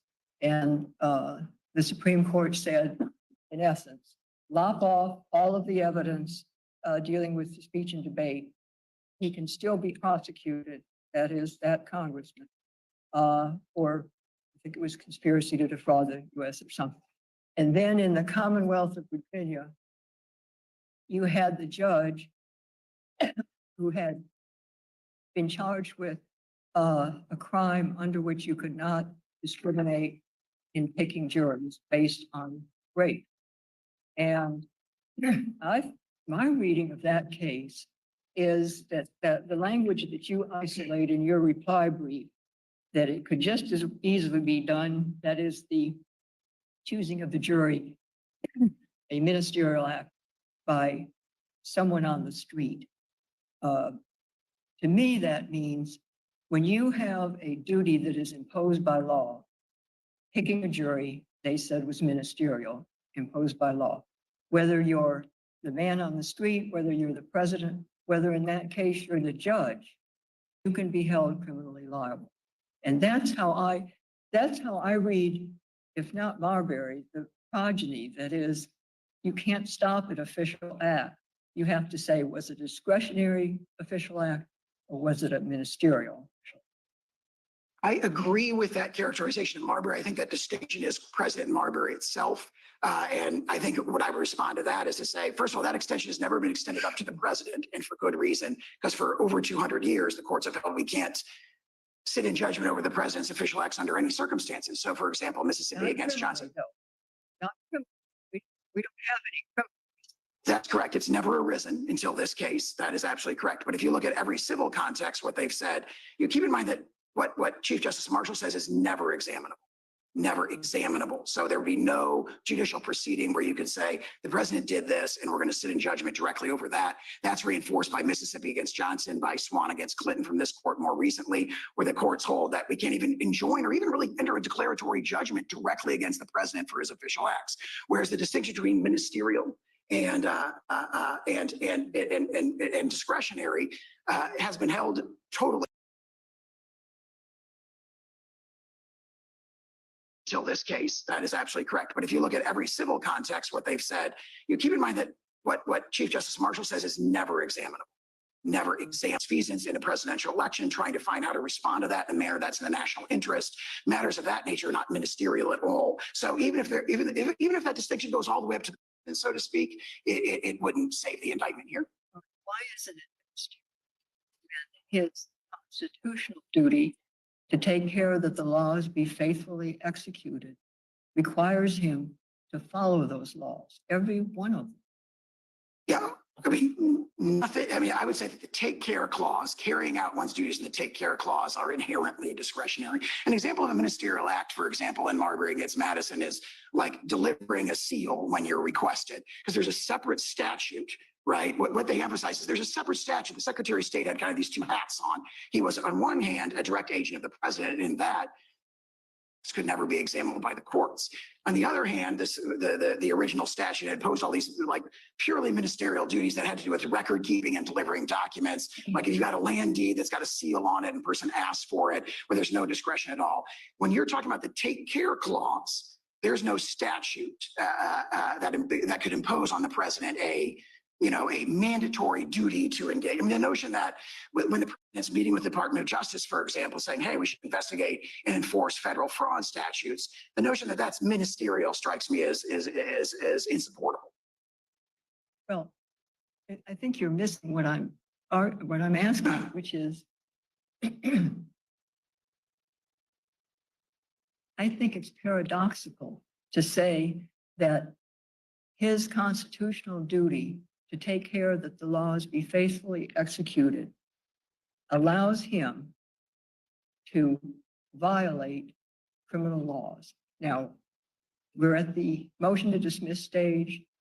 The government has charged the specific criminal laws. We have to assume they're true. I mean, my response to that, I think, would be to emphasize what Chief Justice Marshall said in Marbury, which is that they can never be examined by courts. That naturally includes a criminal proceeding. But I thought you agreed with me that we've gotten beyond Marbury in the sense that official acts has been subdivided into discretionary and duty-bound or ministerial. And in the ministerial or duty-bound, at least with respect to even legislators and judges, they have been held criminally liable. And that's in the face, at least with respect to the legislators, of an explicit constitutional privilege. Yeah, I don't view United States against Johnson and even Ex parte Virginia as resting on the ministerial versus discretionary distinction. I think what Johnson says is, it doesn't say, hey, when you were doing these other things, they were ministerial. What it says is these were not legislative acts.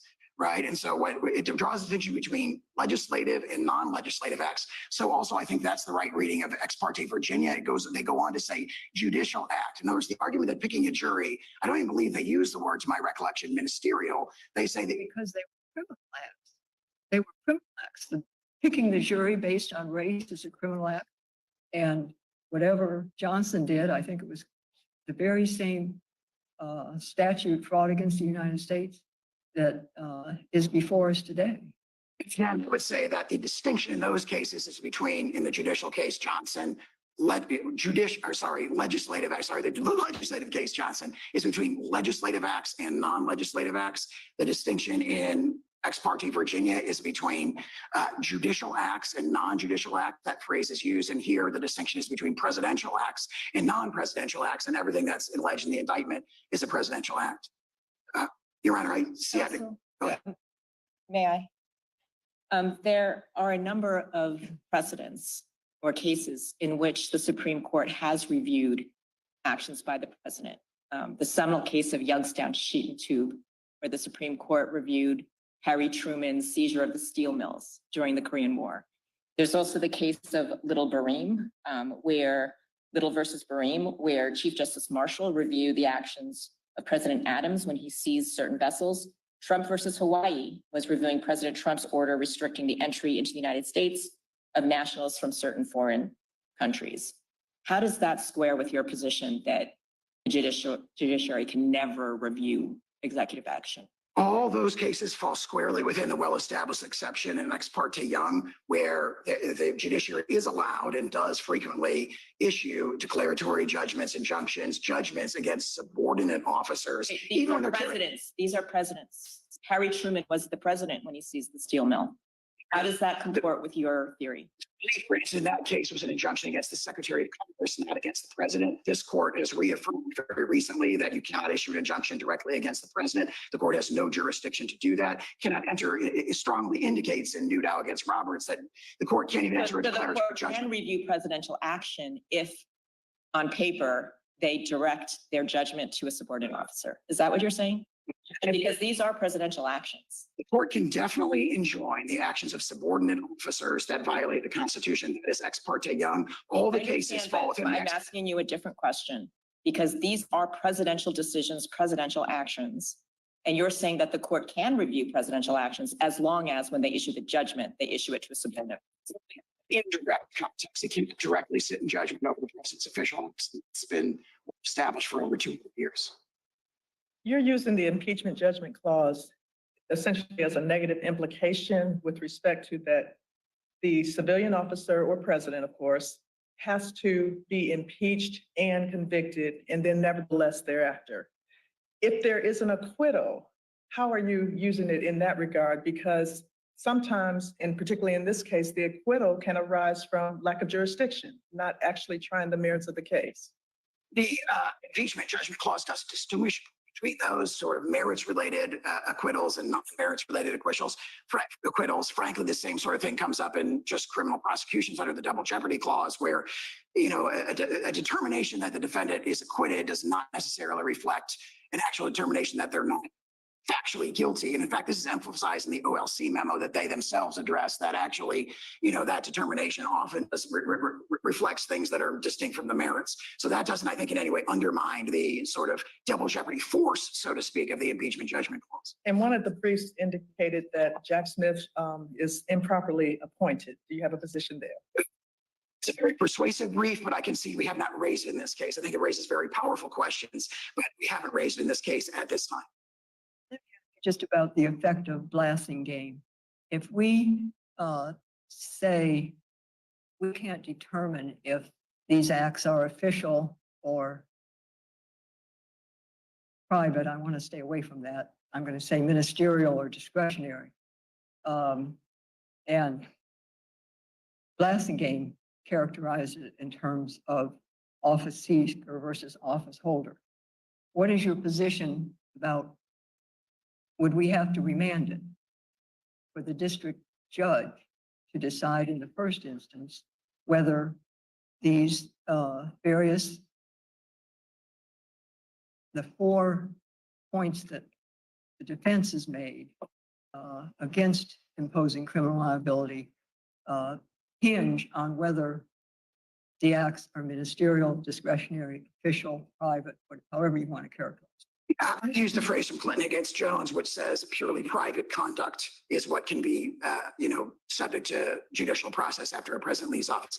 In response to your question, our principal position is you can look at this indictment and it alleges official acts and it can be ordered to be dismissed. We acknowledge, though, that the district court didn't reach that issue, but Blasingame did remand, and the court absolutely has the discretion to remand to the district court for the application of the doctrine of criminal immunity in the first instance. And we admit that that would be a natural thing for the court to do. To the specific acts. Correct. Yeah. In other words, if the court holds that there is presidential immunity, which it should, then remand to the district court to say, okay, go through the indictment and or else hold factual findings and so forth to decide how it applies to the conduct alleged in this case. We acknowledge that would be, the court has the discretion to do that, and that would be a natural course. And if there are no further questions. I have one more question. So under the framework established in or discussed in Nixon versus Fitzgerald, we're supposed to conduct a balancing test where we balance the need for the asserted immunity versus other public interests. And I see you as trying to represent a need for the executive to have this immunity to facilitate executive functions, the ability to act without hesitation, to be fearless, to make decisions without being inhibited by the fear of criminal prosecution. But it seems to me that there are some other Article 2 interests here that are countervailing. For example, under Article 2, there's an executive vesting clause. And so there is an interest of the executive branch as an institution to have constitutional executive power vest in a newly elected president. There's also an executive interest as an institution in law enforcement, in enforcing criminal laws. And so it seems to me, if we're weighing executive interests versus public interests in things like the integrity of an election, that President Trump's position is not fully aligned with the institutional interests of the executive branch. And in this balancing test, that weakens the executive power that he's trying to assert. I say three things in response to that. First of all, Nixon against Fitzgerald emphasizes that the most compelling consideration when one considers what it describes as policy considerations rooted in or in the separation of powers is the rendering of the executive branch official unduly cautious in the exercise of highly controversial and sensitive decisions that come up all the time. If a president has to look over his shoulder or her shoulder every time he or she has to make a controversial decision and worry, after I leave office, if I go into jail for this, when my political opponents take power, that inevitably dampens the ability of the president. No, I understand that that's your position, but I guess I'm asking you, what about other Article 2 interests? That's one interest, but there are other Article 2 interests in play here too, and they seem to be countervailing.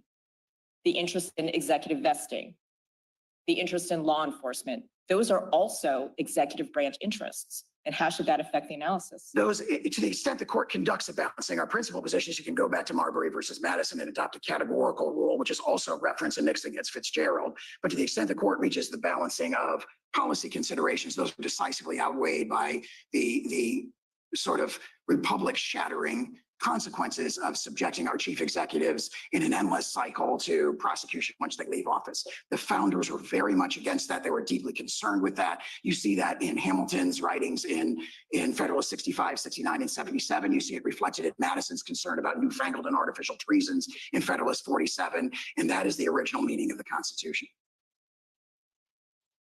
Do you think we should, it just occurred to me, do you think we should take any cognizance of the fact that when they wrote that, George Washington was the president?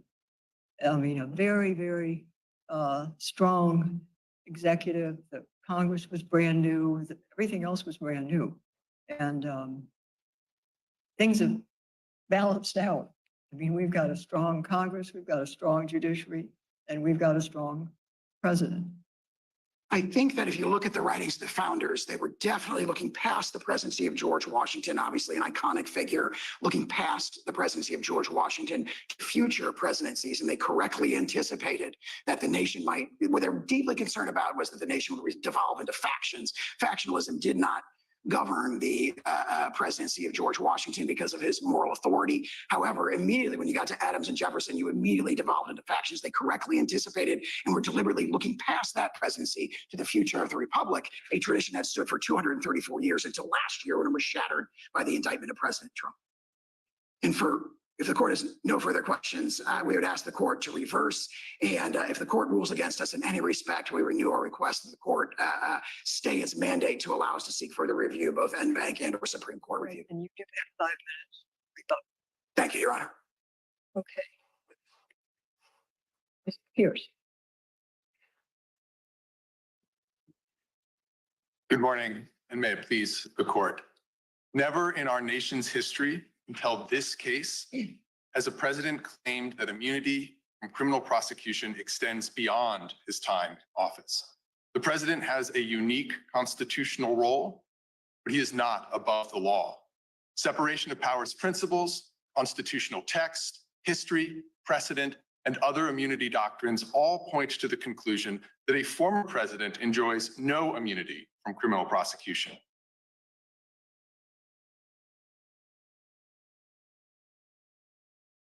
The presidential election is not the place to recognize some novel form of criminal immunity.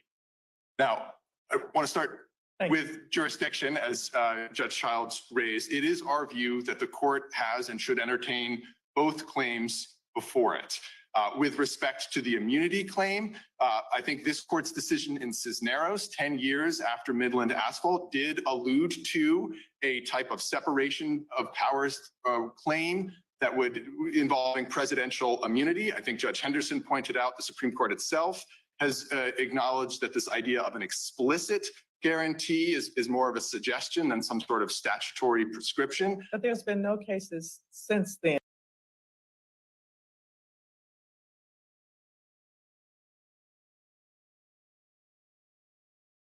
That the court has and should entertain this court in Cisneros, as well as in cases also post Midland Asphalt, like Rose, Rostenkowski, and Durenberger have recognized that this type of a separation of powers claim, when you're talking about immunity, is something for which a collateral order, appellate jurisdiction on a collateral order theory is available. And there are also other circuits, I think it's 1st, 2nd, and 10th, that keep following that line of thinking with respect to Midland's Asphalt. It requires an explicit constitutional or statutory language that says you cannot be tried. So two responses. One, I think in cases like Cisneros, this court has spoken otherwise, but nonetheless, I think the only one there is the First Circuit's decision in Joseph, where it was the case of a judge seeking a criminal, raising an immunity defense to a criminal prosecution.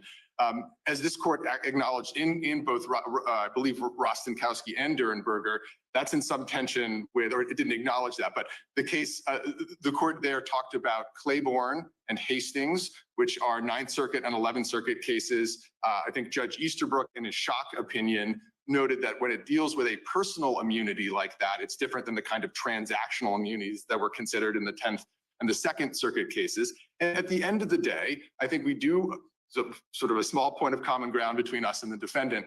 We do think that with respect to jurisdiction, there is a little bit of a different inquiry with respect to a president. We don't think that carries over to the merits in the least. And I think United States versus Nixon is sort of the perfect example of that.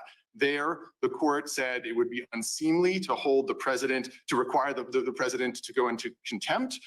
Nonetheless, reaching the merits, of course, rejected President Nixon's absolute executive privilege claim and required that the— You don't see a distinction on the civil versus criminal context, because the cases I'm referring to are civil criminal cases. So I don't, and Rose said as much here when talking about civil and criminal with respect to speech or debate. And again, I mean, I know this Nixon versus Fitzgerald is a civil case, and we strongly disagree that it should be applied here for many of the reasons that Judge Pan set out. But I do think with respect to the immunity, again, given the language in Rose, that would supply basis for this court to entertain the immunity claim. But now, why aren't you taking the position that we should dismiss this appeal because it's interlocutory? Doesn't that advance your interests? Our interests are twofold. One, as in United States versus Nixon, it is doing justice. And then a second is indeed to move promptly to satisfy and vindicate the public's and the defendant's interest in a prompt resolution of this trial. But doing justice means getting the law right. And it's our view that even if a dismissal on jurisdiction might move this case faster, actually empirically that's hard to know, we just don't think that's the right analysis here on either immunity or the second claim. So we have a line of cases, including Kramer versus Gates and American Hospital Association versus Azar. It says that we can assume hypothetical statutory jurisdiction and reach the merits of a case. Statutory jurisdiction being distinct from Article 3 jurisdiction, which we could never assume because that implicates the power of the court to act. So if we had discretion to reach the merits versus just dismissing this case under Midland Asphalt, which I think is a strong precedent, which suggests that this appeal is interlocutory and does not fall under the collateral order doctrine. How should we determine how to exercise that jurisdiction about whether or not we should reach the merits? So I think in the American Hospitals decision, the 2020 decision, the court said the formulation was something like, we're doubtful as to our jurisdiction, but nonetheless, invoking the line of cases you just described, went on to decide the merits. We would urge the courts to do the same here, even if it entertains doubts with respect to the jurisdiction. Yes, hypothetical statutory jurisdiction is available under the law of the circuit. The court should use that to reach the merits. But doesn't that lead to a hypothetical decision and an advisory opinion? No, I think so we disagree. The Supreme Court has said that. No, I don't think the Supreme Court has said that. I mean, the Steele Co. is kind of the leading Supreme Court decision, and then some courts, including this court, has devised a hypothetical statutory jurisdiction.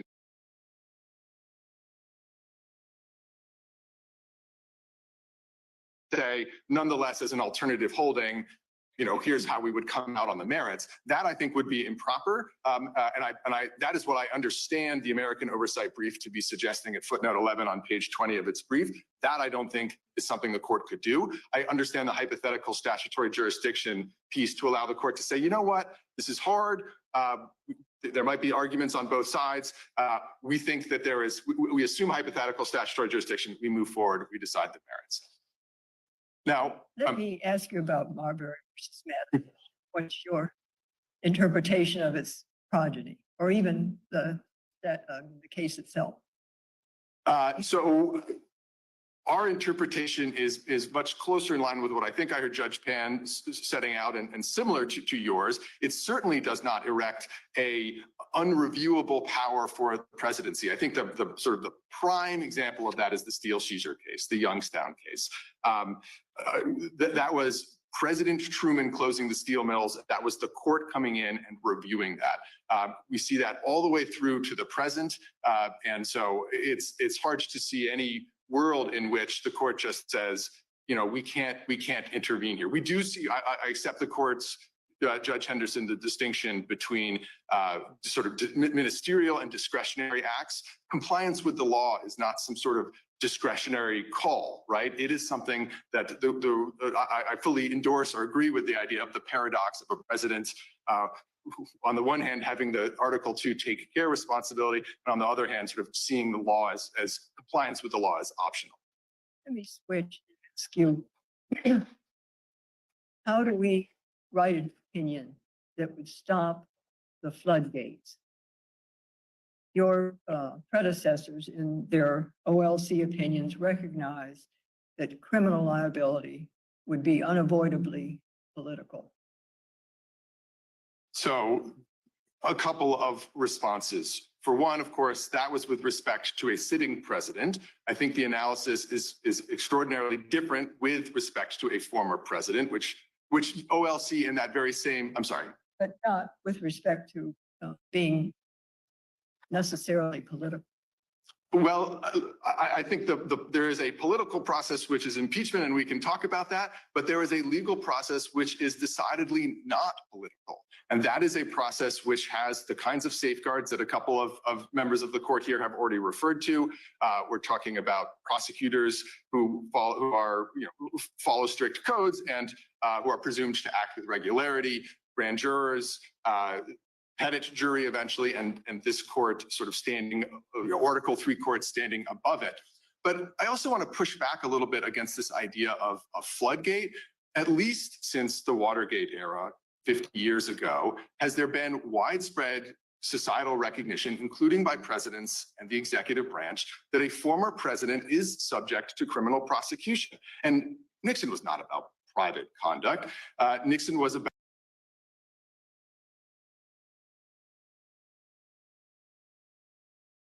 understanding that after having resigned, right? So again, I think that also undermines this impeachment first argument. After Nixon, we then see a series of independent and special prosecutors investigating a range of different types of conduct. You saw independent counsel Lawrence Walsh in the Iran-Contra affair. That's an example that the defendant invokes in his reply brief. In chapter 27 of that report, the independent counsel assumes that President Reagan is subject to prosecution and says, but we didn't get there evidentiarily, right? There were not that we thought there was some sort of immunity. And that has continued through to the present. And so this notion that we're all of a sudden going to see a floodgate, I think again, the careful investigations in the Clinton era didn't result in any charges. The fact that this investigation doesn't reflect that we are going to see a sea change of vindictive tit for tat prosecutions in the future. I think it reflects the fundamentally unprecedented nature of the criminal charges here. Never before has there been allegations that a sitting president has, with private individuals and using the levers of power, sought to fundamentally subvert the democratic republic and the electoral system. And frankly, if that kind of fact pattern arises again, I think it would be awfully scary if there weren't some sort of mechanism by which to reach that criminally. In your brief, you raised some sort of lesser immunity potentially applying. Want to speak to that? I do. We don't think that's comes into play here. I think the point was, in some sort of more challenging cases, it might be that where a president is operating under extraordinary time pressure, has to make a very difficult kind of national security type of decision. Do I go in and commit this kind of, do we order the drone strike under these circumstances? A president will often have a cadre of lawyers to advise him or her. The lawyers say, Madam President, we'll get you a memo in 2 months. That's not going to be enough in that situation. If there were a drone strike, civilians were killed, that theoretically could be subject to some sort of prosecution as murder. I think that might be the kind of place in which the court would properly recognize some kind of immunity. But that is, of course, nothing like what we've got here. I sort of take the former official's brief discussing the vesting clause to talk about the nature of charges when they focus on, again, subverting the electoral process. At a minimum, there should be no type of immunity that covers that. So are you saying it should be a case-by-case balancing in each case, whether there's immunity, or how does this work as a legal standard? So we think that it should just be, as the district court held, a finding. There is a balancing under Fitzgerald, right? That's our view. You start with this question: what are the burdens against the presidency, and what are the interests to be furthered? The answer to that question under Fitzgerald, we think that the burdens that my friend talks about on the other side are overstated. I'm happy to describe why. We think the interest in the public's interest in an ongoing criminal prosecution means that there should be an across-the-board rule that a former president is indeed subject to criminal prosecution. What I'm describing in response to Judge Child's questions is, in a particular case, might there be some extraordinary circumstance where a former president could invoke an immunity? Maybe. I don't think the court has to reach that there. I think the court could write an opinion that reserves and says, based on the nature of the allegations, which we take as true, there is no reason to recognize that here. And so I don't think it needs to be a case-by-case analysis, but I think the court can reserve that type of question to the extent it gives one pause about a president in future situations. To that end, can you answer the question I posed earlier to your opposing counsel about, are we to look at the broader question that was dealt with by Judge Chuckin with respect to presidential immunity, absolute immunity for no criminal prosecution of official acts, versus looking at this indictment and accepting as true the allegations that it brought there, or both? So we have a strong preference that the court adopts the former view and looks at the question in the way of, as the district court did, which is to say, based on questions of separation of powers, of constitutional text, history, precedent, is there in fact immunity for a former president? We think the answer to that is no, for of course all of the reasons we put in the brief, and I'm happy to sort of address here. Candidly, I think if the court gets to that second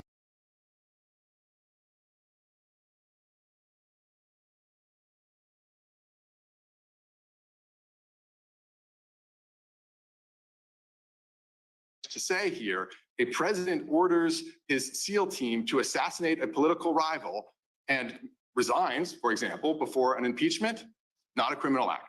President sells a pardon, resigns, or is not impeached, not a crime.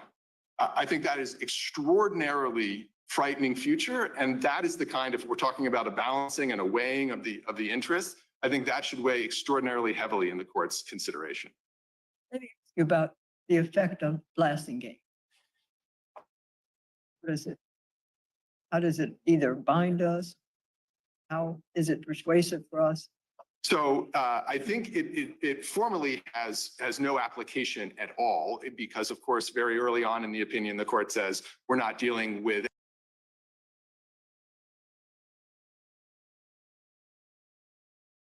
specs. It does reinforce the nature of the Fitzgerald civil outer perimeter standard. It says you don't look at intent or you don't look at purpose.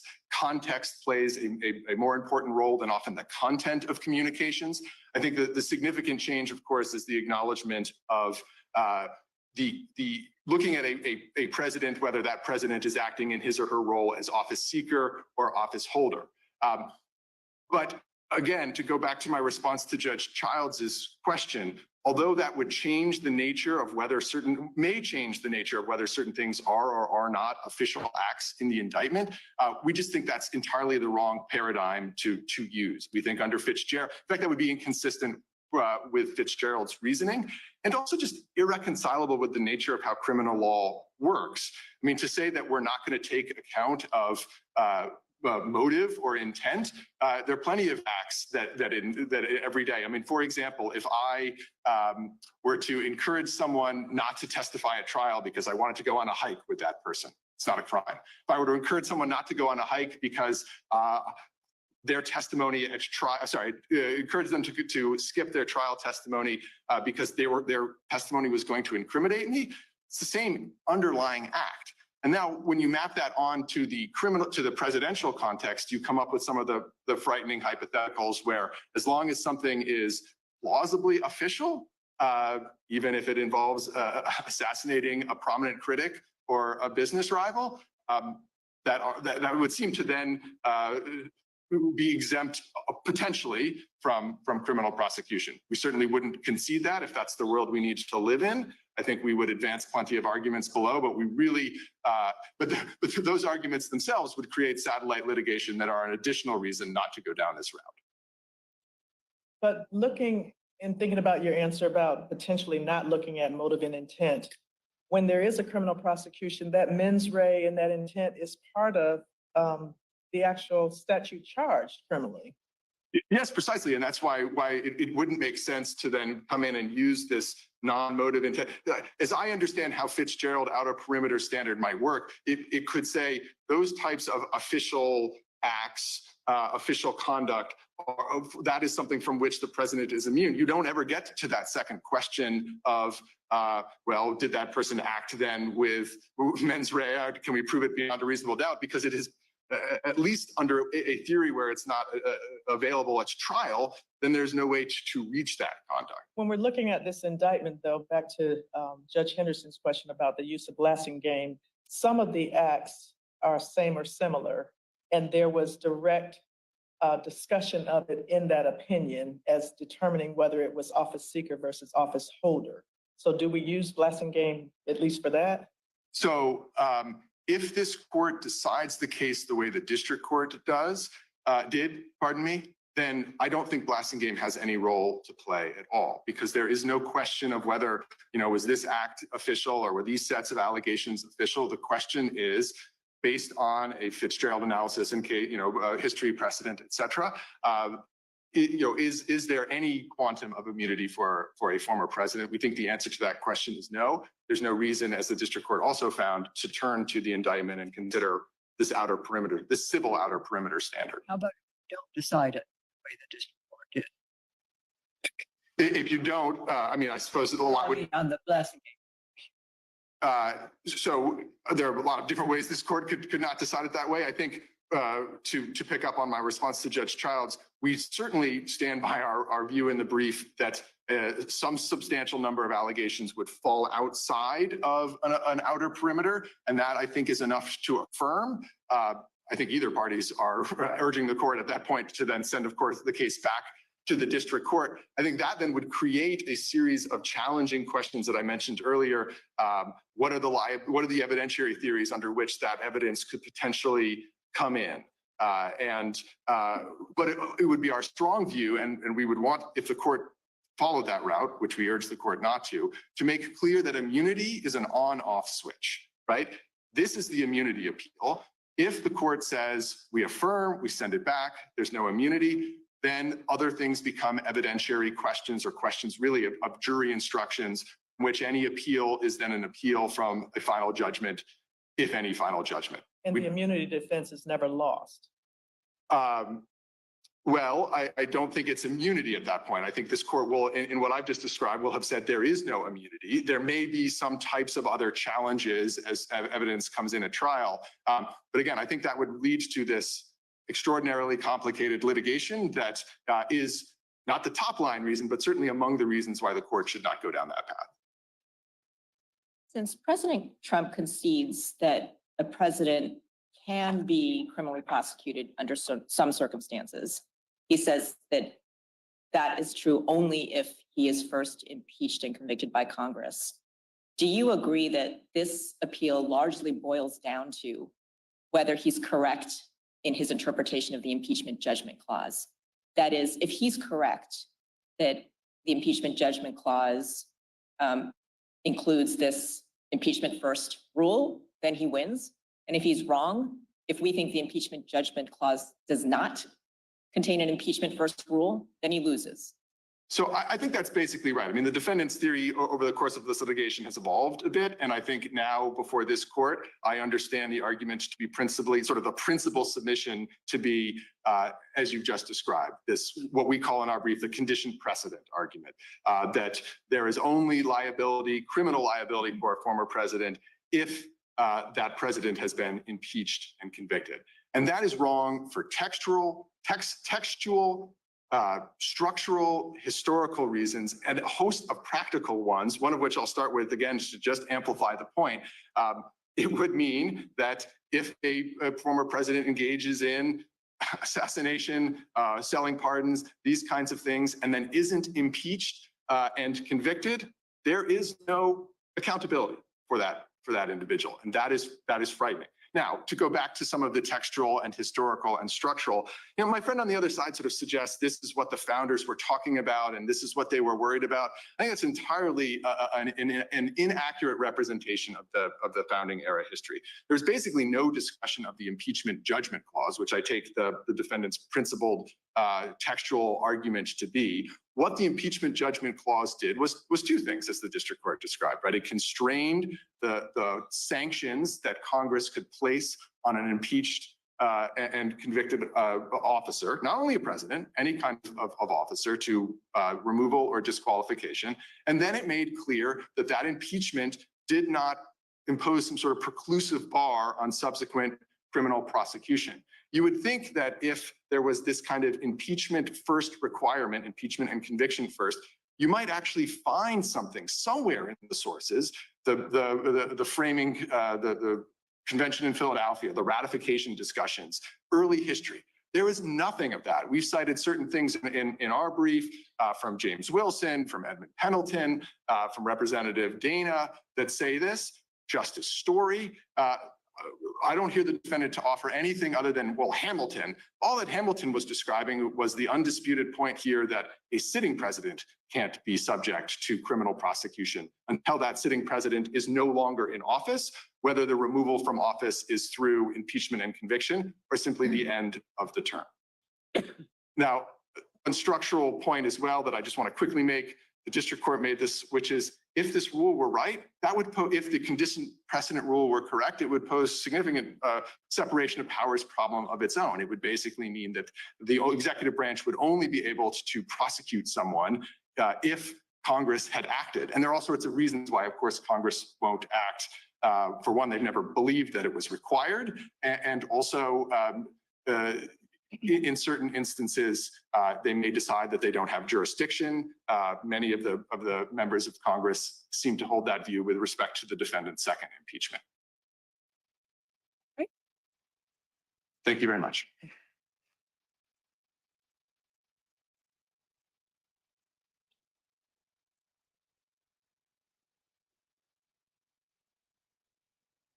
Yes, go ahead. Thank you, Your Honor. And in my limited time remaining, I just want to make 3 points to the court in response to the opposing counsel's argument there. One is that the opposing counsel used the phrase above the law, saying that an immunity doctrine for criminal immunity would place the president above the law. I would just direct the court's attention to what the Supreme Court said in Nixon against Fitzgerald in the context of civil immunity. They described the allegation that immunity sets the official above the law as, quote, rhetorically chilling but wholly unjustified.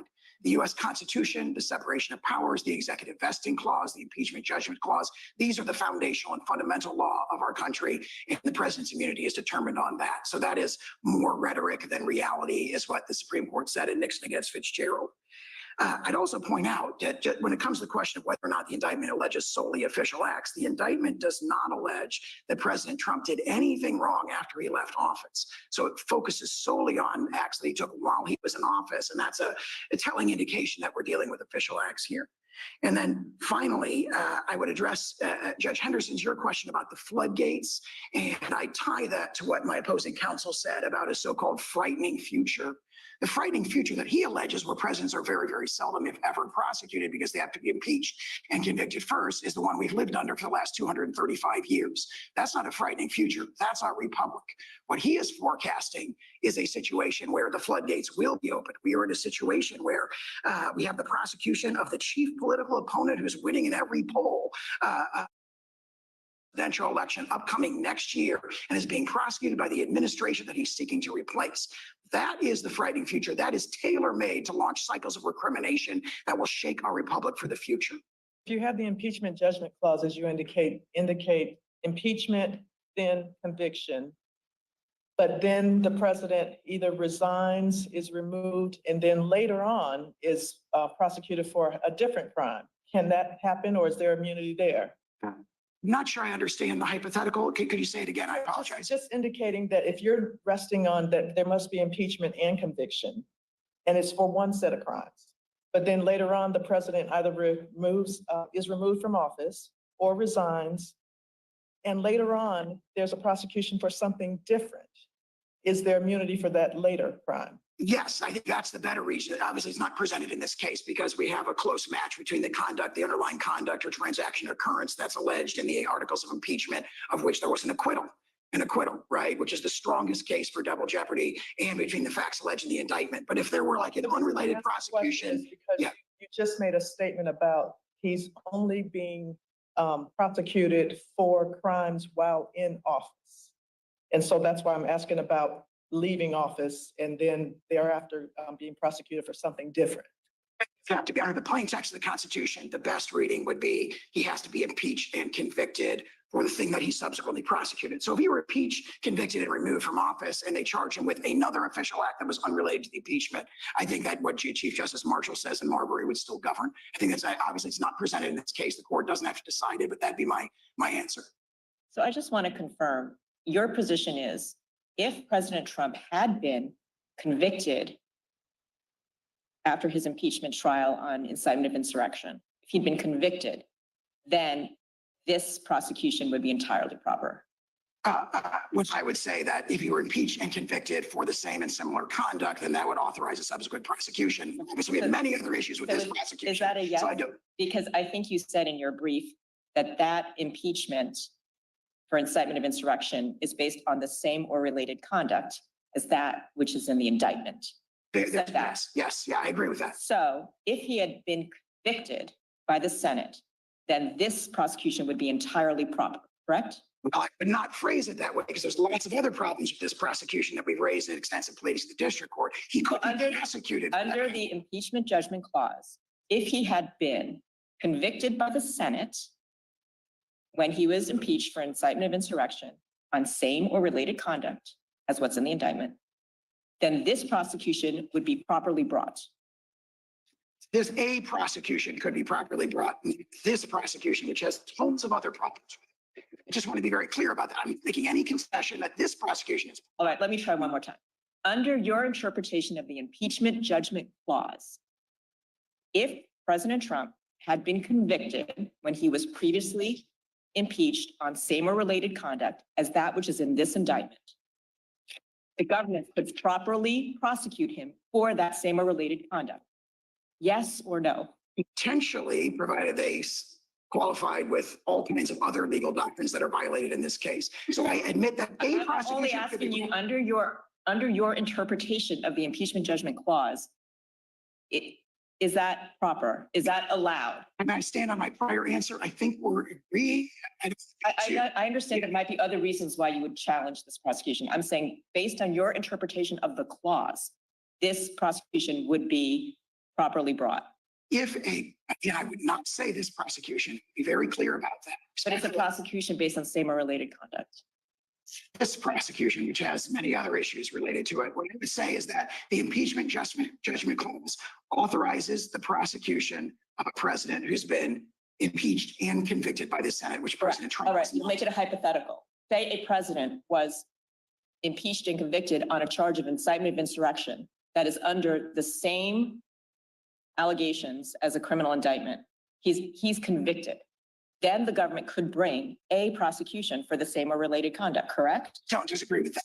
Okay. That's correct. And then that means that the conduct that's same or related, even if it's official, he could be prosecuted for it, correct? You're convicted. Correct. Okay, thank you. But my question goes to after the fact, and the reason I say that, even though you're challenging that these actions are only occurring while president, the district court's decision was that there is no presidential immunity from prosecution for official acts. It doesn't put a time frame in there. And so that's why I'm going to beyond your investigation, your prosecution might not come until later, after the president has left office. So are you telling us that we are limited to a time frame in answering this question? I think the time frame is set forth by Chief Justice Marshall against Marbury against Madison when he says never examinable by the courts. So unless there is that one gatekeeping incident that has to occur, which is impeachment and conviction, the official acts, the court has no jurisdiction to review them under the separation of powers and the executive vesting clause. But that also assumes that an impeachment proceeding occurred. If there is not one, because we discussed earlier that not all officials go through that process. Absolutely. That's a judgment call as to whether that process would even be brought. I would say we have two arguments that reinforce each other. So if there's no impeachment ever and no conviction, then the official acts are immune, period. Further, the impeachment judgment clause incorporates a doctrine of double jeopardy that prohibits it, especially in the case of acquittal. So those are reinforcing doctrines that are set forth in the Constitution. If there are no further questions, we'd ask the court to reverse. All right. Thank you.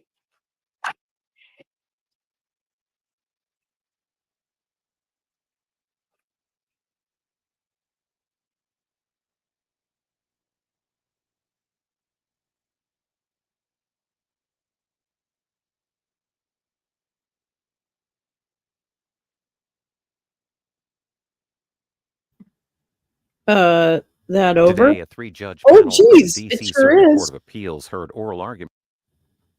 Okay, then. Wow. Cut it off, cut it off, cut it off, cut it off. Really, talk about absurd. So, well, that was very interesting and not, predictably not straightforward, which makes sense.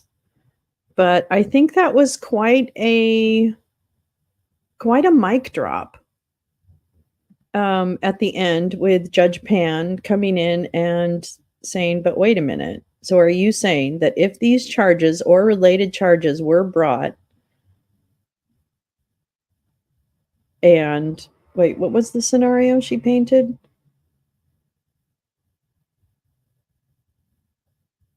And he had been impeached and convicted. Yeah, it is. And that, oh, too bad, so sad. And here's the other point that I remember, and I do recall this from it is ridiculous. I do recall this from oh man, we were listening to something and they were talking about this. But that in the impeachment proceedings related to the insurrection, where the House handed it over to the Senate, and it was McConnell, right, who stood up and said, "We're not going to do this now. He can be tried after after he leaves office." Yeah, he's a fast talking buffoon. Hey, Lip Brew, how are you? Yeah, totally. So, I know they never once, and the thing about it is, but I think it's really, I don't know how the legal minds feel about this, but I feel like it's very important that his lawyer admitted at the end that they really, they would not, that it would be a proper prosecution to be brought. It would be a proper prosecution to be brought under other circumstances, right? So at the same time, I think that that's very telling. I don't know if the legal minds agree, but I think that's very telling that that was something Pan was really driving home at the end. So I don't know. I feel like they're going to uphold the DC circuit. This will then go to the Supreme Court. Is that correct? Right. So this now goes to the Supreme Court, probably. So, but that's very, I thought that was an interesting, I couldn't totally follow everything that was being said. That's a lie, though. He'd be the first to argue double jeopardy in that situation. Oh, I see what you're saying. So wait a minute. Are you saying that he would argue that I was convicted by the Senate, which is that's a political conviction, not a criminal conviction. So I understand that. So how would it be double jeopardy if it's not the same, like, I don't get it.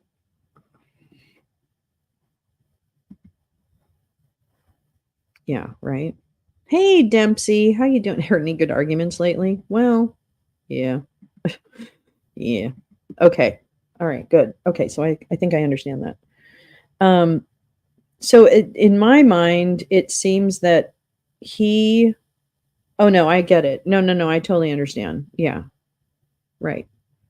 No, I understand that. Okay, but that's the argument. See, the thing is the arguments that they're making, as we read yesterday, because remember that yesterday's broadcast, we read through the appeal that Trump's team had written regarding this, and the arguments were really, really weak. Aren't they also arguing that impeachment would make any yeah, that's exactly, Val. That's what Oomph was saying too, is that's what they're arguing. But that's not true because the Senate conviction is a political conviction. It's not a criminal. So I think that's where, I think I've heard that argument already debunked. But, I think it was, it was interesting. It was weak. I don't know much about Sawyer, but MJ and other people had found some stuff about him. So They aren't arguing that because he was not convicted at impeachment, so moot as to this proceeding. Oh, okay. Feeling stuck in a rut. I'm telling you, I'm feeling like stuck in a rut too. And I just want to say, I like everybody. I like everybody, and you're all right with me. Throwing spaghetti at the wall. Yeah, I think they are doing that. But here's my question, okay? And I'm going to say this out loud because frankly, it's been bothering me and I want to get it off my chest. I kind of understand the argument that the chicken and the egg argument, right? Like, it feels to me like the immunity argument would be something argued at trial because technically he has to like be proven to have been guilty of some of the charges of insurrection. So in a dark part of my mind, I could see where they could make the argument about that. He did sound like Daniel Goldman. I know. 2024 isn't a week old. It's already nuclear dumpster fire. I think that's the ongoing argument, Max. That's the ongoing argument. It's absolutely. Yeah, Pierce did a pretty good job. He was a little nervous. Maybe I would have been, it'd be funny to see if there's any court sketches from inside that courtroom. That would be interesting. I'll just see. Maybe we could make some up. But so kind of like stay with me. Like I kind of understand, in terms of the argument of removing him from the ballot, in terms of that argument, if he hasn't been convicted, and I understand that the argument is that the judge in Colorado took the steps necessary to make the determination about his role in committing insurrection or whatever. So I understand that. Because if they did, oh wait, what? Yeah, exactly. The Senate didn't convict him because if they did, we might not have these states using. Yeah, exactly. Right? They wouldn't, because he would be prohibited from running for office. So I also understand the Senate not wanting to do that at that point in time, but at the same time, I mean, I don't really understand it, but you know what I'm saying. I hope that if you're looking strictly at the law. But I do kind of, that's always kind of bugged me in the back of my mind that I could see SCOTUS saying, oh, you can't do it if he hasn't been found guilty yet or whatever. You know what I mean? I could see that being an argument that was made. Since it's so, quote, unprecedented. Because the other thing is that because this was used for who? Jefferson Davis? Was Jefferson, this is me being stupid, okay? I was not a history major. I do not know all about American history. I apologize. And I just want you to say, I'm so sorry if this is going to sound really stupid. But was Jefferson Davis, I know, was Jefferson Davis convicted of insurrection? Was he actually like convicted, or was it just like, that's common knowledge? Right. The American Oversight Brief. Yeah. The Constitution does not require a conviction in the sense we understand it over 200 years after its reign. It just, oh, yeah, I think you're right. I do believe that is true. Let me go ahead. I'm going to pull that bitch up.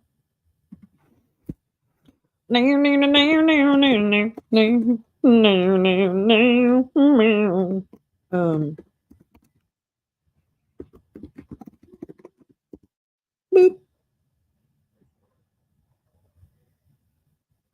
Do do do do do.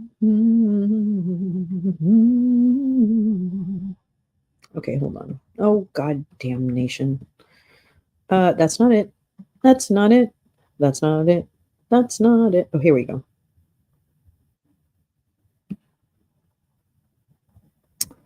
Here we go. walking down the street. Hold on. I got a surprise for you. Arrested for treason, not brought to trial. Never prosecuted, yeah. Oh, okay. Arrested for treason, not brought to trial, never prosecuted. So this is Jefferson Davis. Thank you, Jay Rance. I love smart friends. Davis served 2 years in prison. Doctrine of perpetual allegiance to the sovereign, unitary executive. Oh, I think I've heard that. Yes. Okay. All right. Thank you for that historical context. Smartest chat on the internet. It's the smartest chat on the internet. Smartest chat on the internet. Let's look at this. This is it. This is the Constitution annotated. I will go ahead and share this with you. Boop. Oh, I'm going to bookmark this. No, I'll do it later. Okay. All right. Here we go. Section 3, disqualification from holding office. No person shall be a senator or representative in Congress or elector of president and vice president or hold any office, civil or military, under the United States or under any state who, having previously taken an oath as a member of Congress or as an officer of the United States or as a member of any state legislature or as an executive or judicial officer of any state, to support the Constitution of the United States, shall have engaged in insurrection or rebellion against the same, or given aid or comfort to the enemies thereof. Well, that one's going to come into play too later on. But Congress may vote by 2/3 of each house to remove such disability. That's what it says. That's the source. Yes! Have fun, Muskie. Be safe. Davis's prison cell is a museum now. Dan Bongino is claiming political violence is Obama's fault. So guys are weird. I'm telling you, it's just a crazy, crazy, crazy town. Everybody's crazy town. Bongo. Oh, wait. I had a song about Don Bongino. God, I can't remember it now. I think it was someone that Gal wrote, actually. I think you wrote that song, Gal. Okay, so that's the thing. That's the thing. That's the thing. Let me see if I did this. Did I give you? Oh, I didn't give you this. Okay, there's the link to the Constitution, the Constitution website from Congress. So, you know, take a look at your, oh, sorry. I really know how to do it, don't I? There does not need to be a conviction, so Trump's lawyer might have failed. Yeah, I think, I mean, I do think the argument failed. So I think this will end up going to the Supreme Court, and we'll, you know, heartily await that. Hopefully we get to hear those oral arguments too. Gosh, I hope we do. I think I got mixed up thinking today was SCOTUS. I apologize if I misled anyone. I am such a fallible human. Indeed. Okay, so thank you, because that really helps. That really helps me understand, and because I really am curious about this. I am so fascinated by the Constitution. I got to tell you, it just really fascinates me. It is Obama's fault because Americans dared to elect a smart black man. They hate that, and they've said to me that Trump wouldn't have been elected, but for Obama. That's what from Val. Yeah, I think that racism plays and played and is playing all too powerful a role in the amount of hate going on, and we have to rise above. You know, that's the thing. So yeah. Does anybody really know what time it is? Does anybody really care about time?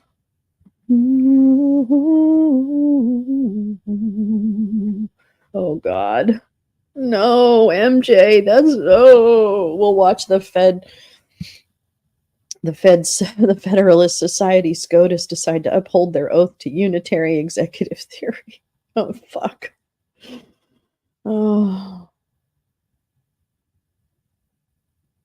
I'm going to stop saying it's going to be okay. True. That was too much. Boy, there was a lot of reaction to her running. It didn't really make any sense. It didn't really make any sense. Right? To date.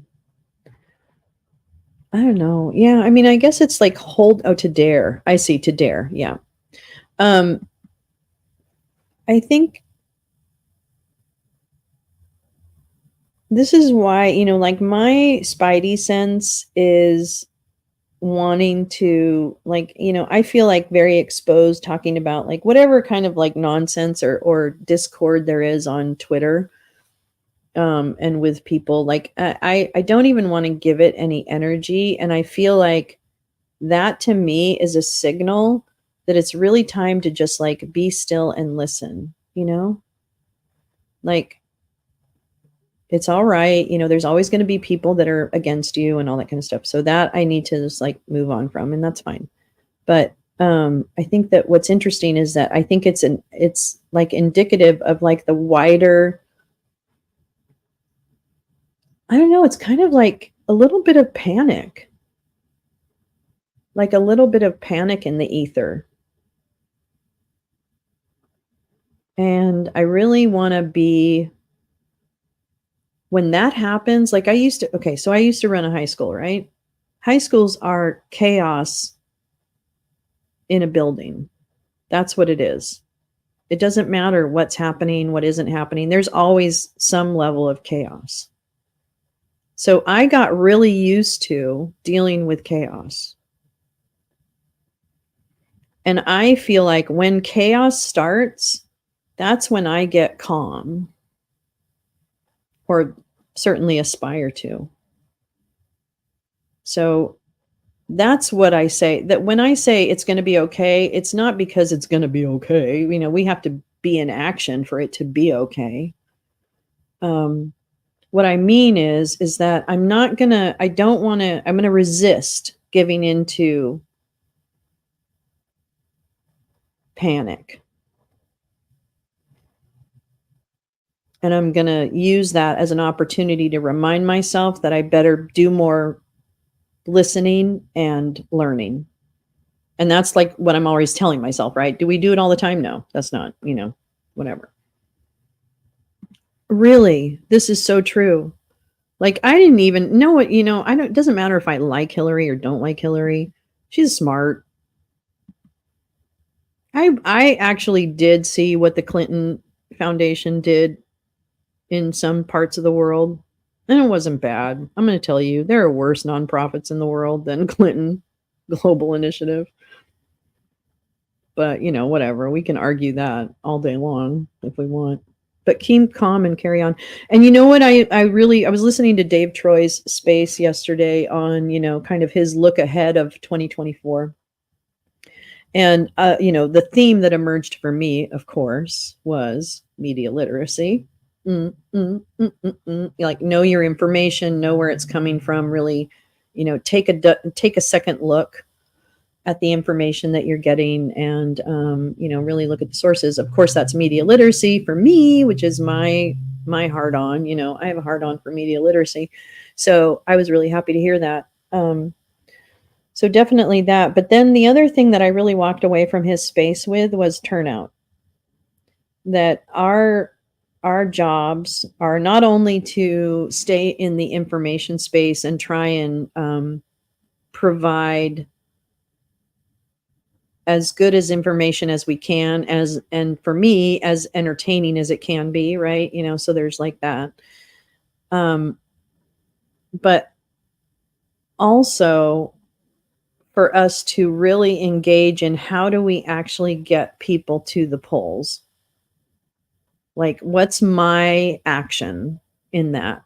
How can I be in action to really like get people to the polls? Because turnout is going to be key. And that's what our job is. And I think not single focus, but you know what I mean? I think being kind of focused in some ways and really thinking about action steps can be really helpful when we're feeling such despair or overwhelm or whatever, whatever the emotion is of the day. But I'm going to keep reiterating this one point. This is the time where you hold on to each other. You don't push each other away, and you don't divide each other, and you don't hang on everyone's every word, right? You don't hang on every word that everyone says and take it personally. You look for the helpers.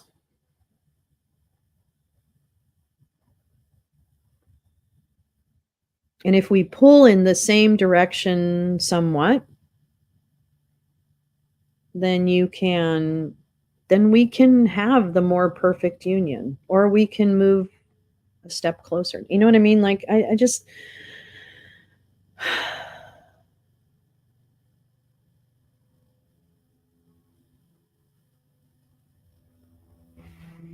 here comes Tina's observers. They're flying over. Turn out for the elections too. Yes. Oh my gosh. Do your research. Issuevoter.org.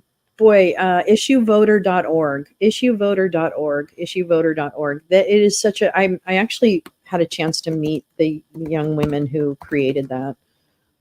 And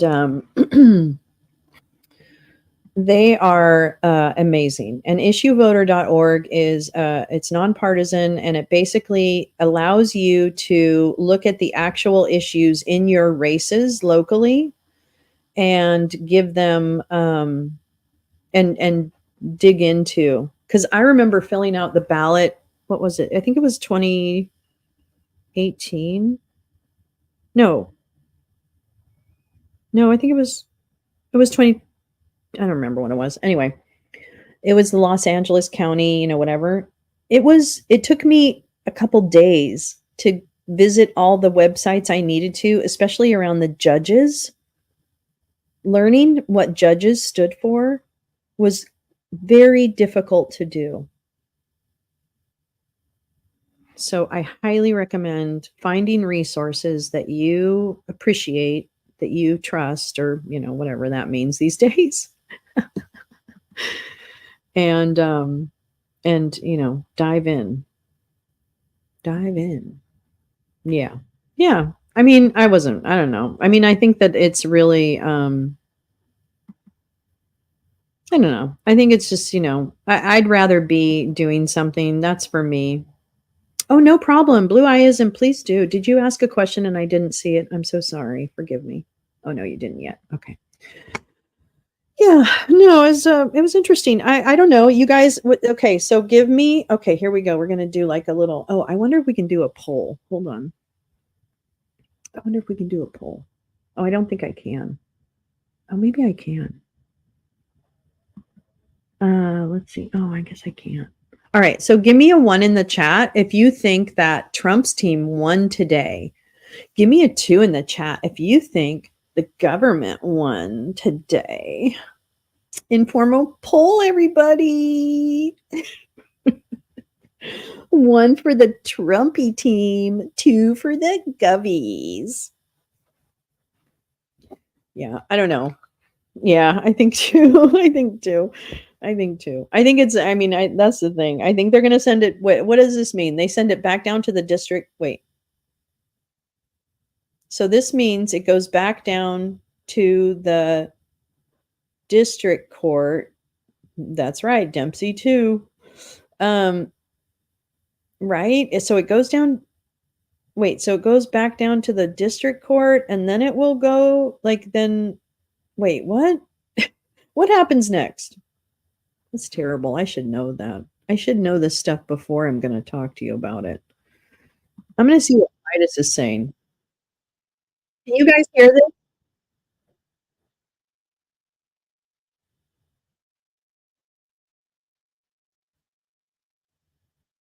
Can you guys hear this?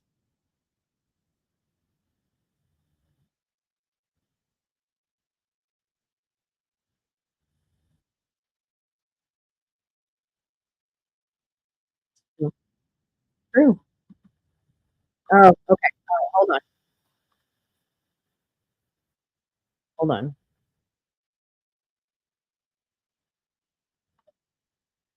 I know, mine is Get cut. to the merits, but I think the court's going to find that it doesn't have jurisdiction in the first place. But we will see. But I wanted you to hear that full oral argument. And my overall observation, though, again, is you see why our judicial system is just so important here. You saw three very intelligent judges: Judge Henderson, a Reagan, George H.W. Bush appointee, and then Judge Pan, Biden, Judge Childs, Obama appointee. Just surgical with their questions, laser sharp. We're not letting Trump's lawyers kind of wiggle out of it and do the normal stuff that they do, and really kind of got to the heart of the issue in a way that you just don't see in any other type of forum.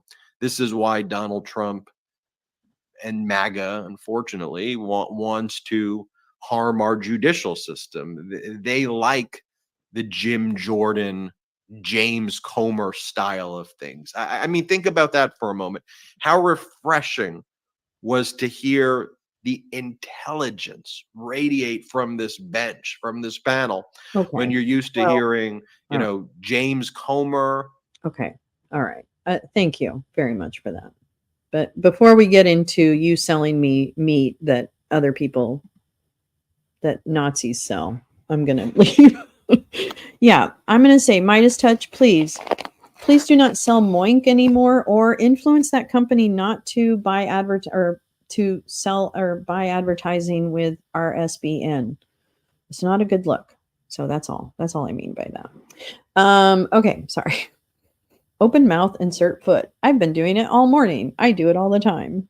I really have. I've had like a week of like putting my foot in my mouth all the time. So please, if I ever say anything really stupid, would you just ask me about it? Because undoubtedly I probably fucked myself and said something I didn't really mean. So I apologize, because I'm really not here to hurt anybody.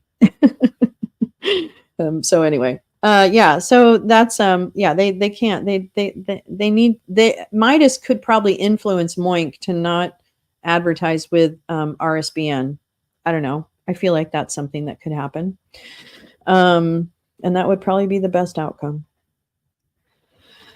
Because nobody should be supporting RSBN. No one.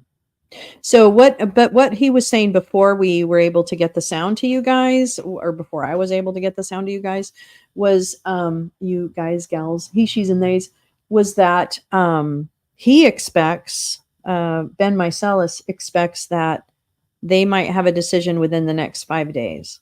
He was thinking. They have, everybody has critics, right? And that's understandable, like whatever. I have my criticisms, and guess what? People criticize me too. It's just the way it goes. Them's the breaks. With great vocalosity comes great responsibility. All right, my loves. Okay, so that was interesting. That was fascinating. Let's see. There is some stuff tomorrow. I don't think that the thing I planned on streaming tomorrow is actually public. I think it's a closed door briefing on the Hunter Biden. They're doing remarks on the Hunter Biden whatchamacallit. And wait, who apologized for that? Who apologized for what? Karen! Hi, Karen. Well, you're here now. I am probably going to end it. Did the end of the trial seem questionable to given? No, Blue Eyeism, it really didn't. And what was really interesting, if you go back to the end of the broadcast of the, like probably 20 minutes or so, if you go back and listen to Judge Pan questioning Trump's lawyer on absolute immunity, and that basically getting him to admit that if same or similar charges were brought and the president had been, I think the question was, had been convicted in the Senate of through the impeachment process, but I could be wrong about that. That this prosecution would be a proper prosecution to bring. And he tried to argue, well, I'm not going to admit that the merits of the case, blah, blah, blah, blah, blah, which makes perfect sense. No one would expect him to do that. But he was not able to admit, and in fact had to agree, that the prosecution, as you know, these charges could be brought. That to me is the question of immunity. Could. So that means no, it doesn't. And there will be, I believe, I don't know if there's precedent for it. I guess there isn't. But you know, they're in uncharted territory, and I think that's the key. They're going to show his hog, so the hearing is private. Yes, they're discussing his member. The members are discussing his member. Yeah, ridiculous. But so I'm not sure what's going to happen tomorrow, but I will definitely try to find something interesting. Or I do have a backup that I have so many clips from 2021 that I really need to sort through. And while that may or may not be boring for people, it might be the best we have. Although who knows? Seems like it's going to start getting to be a very, very busy little, busy little season. Yeah, even MAGA is celebrating, Gal says, LOL. It's an upside down world, but they're happy, I guess, that, quote, Obama and Clinton can now be prosecuted.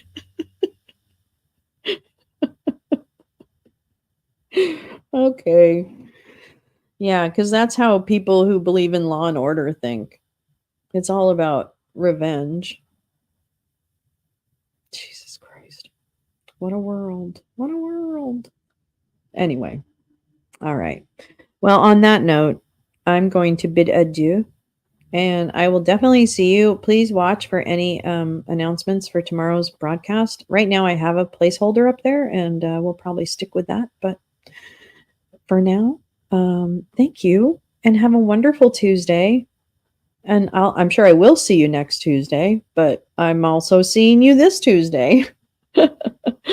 So thank you so much, and I will see you later.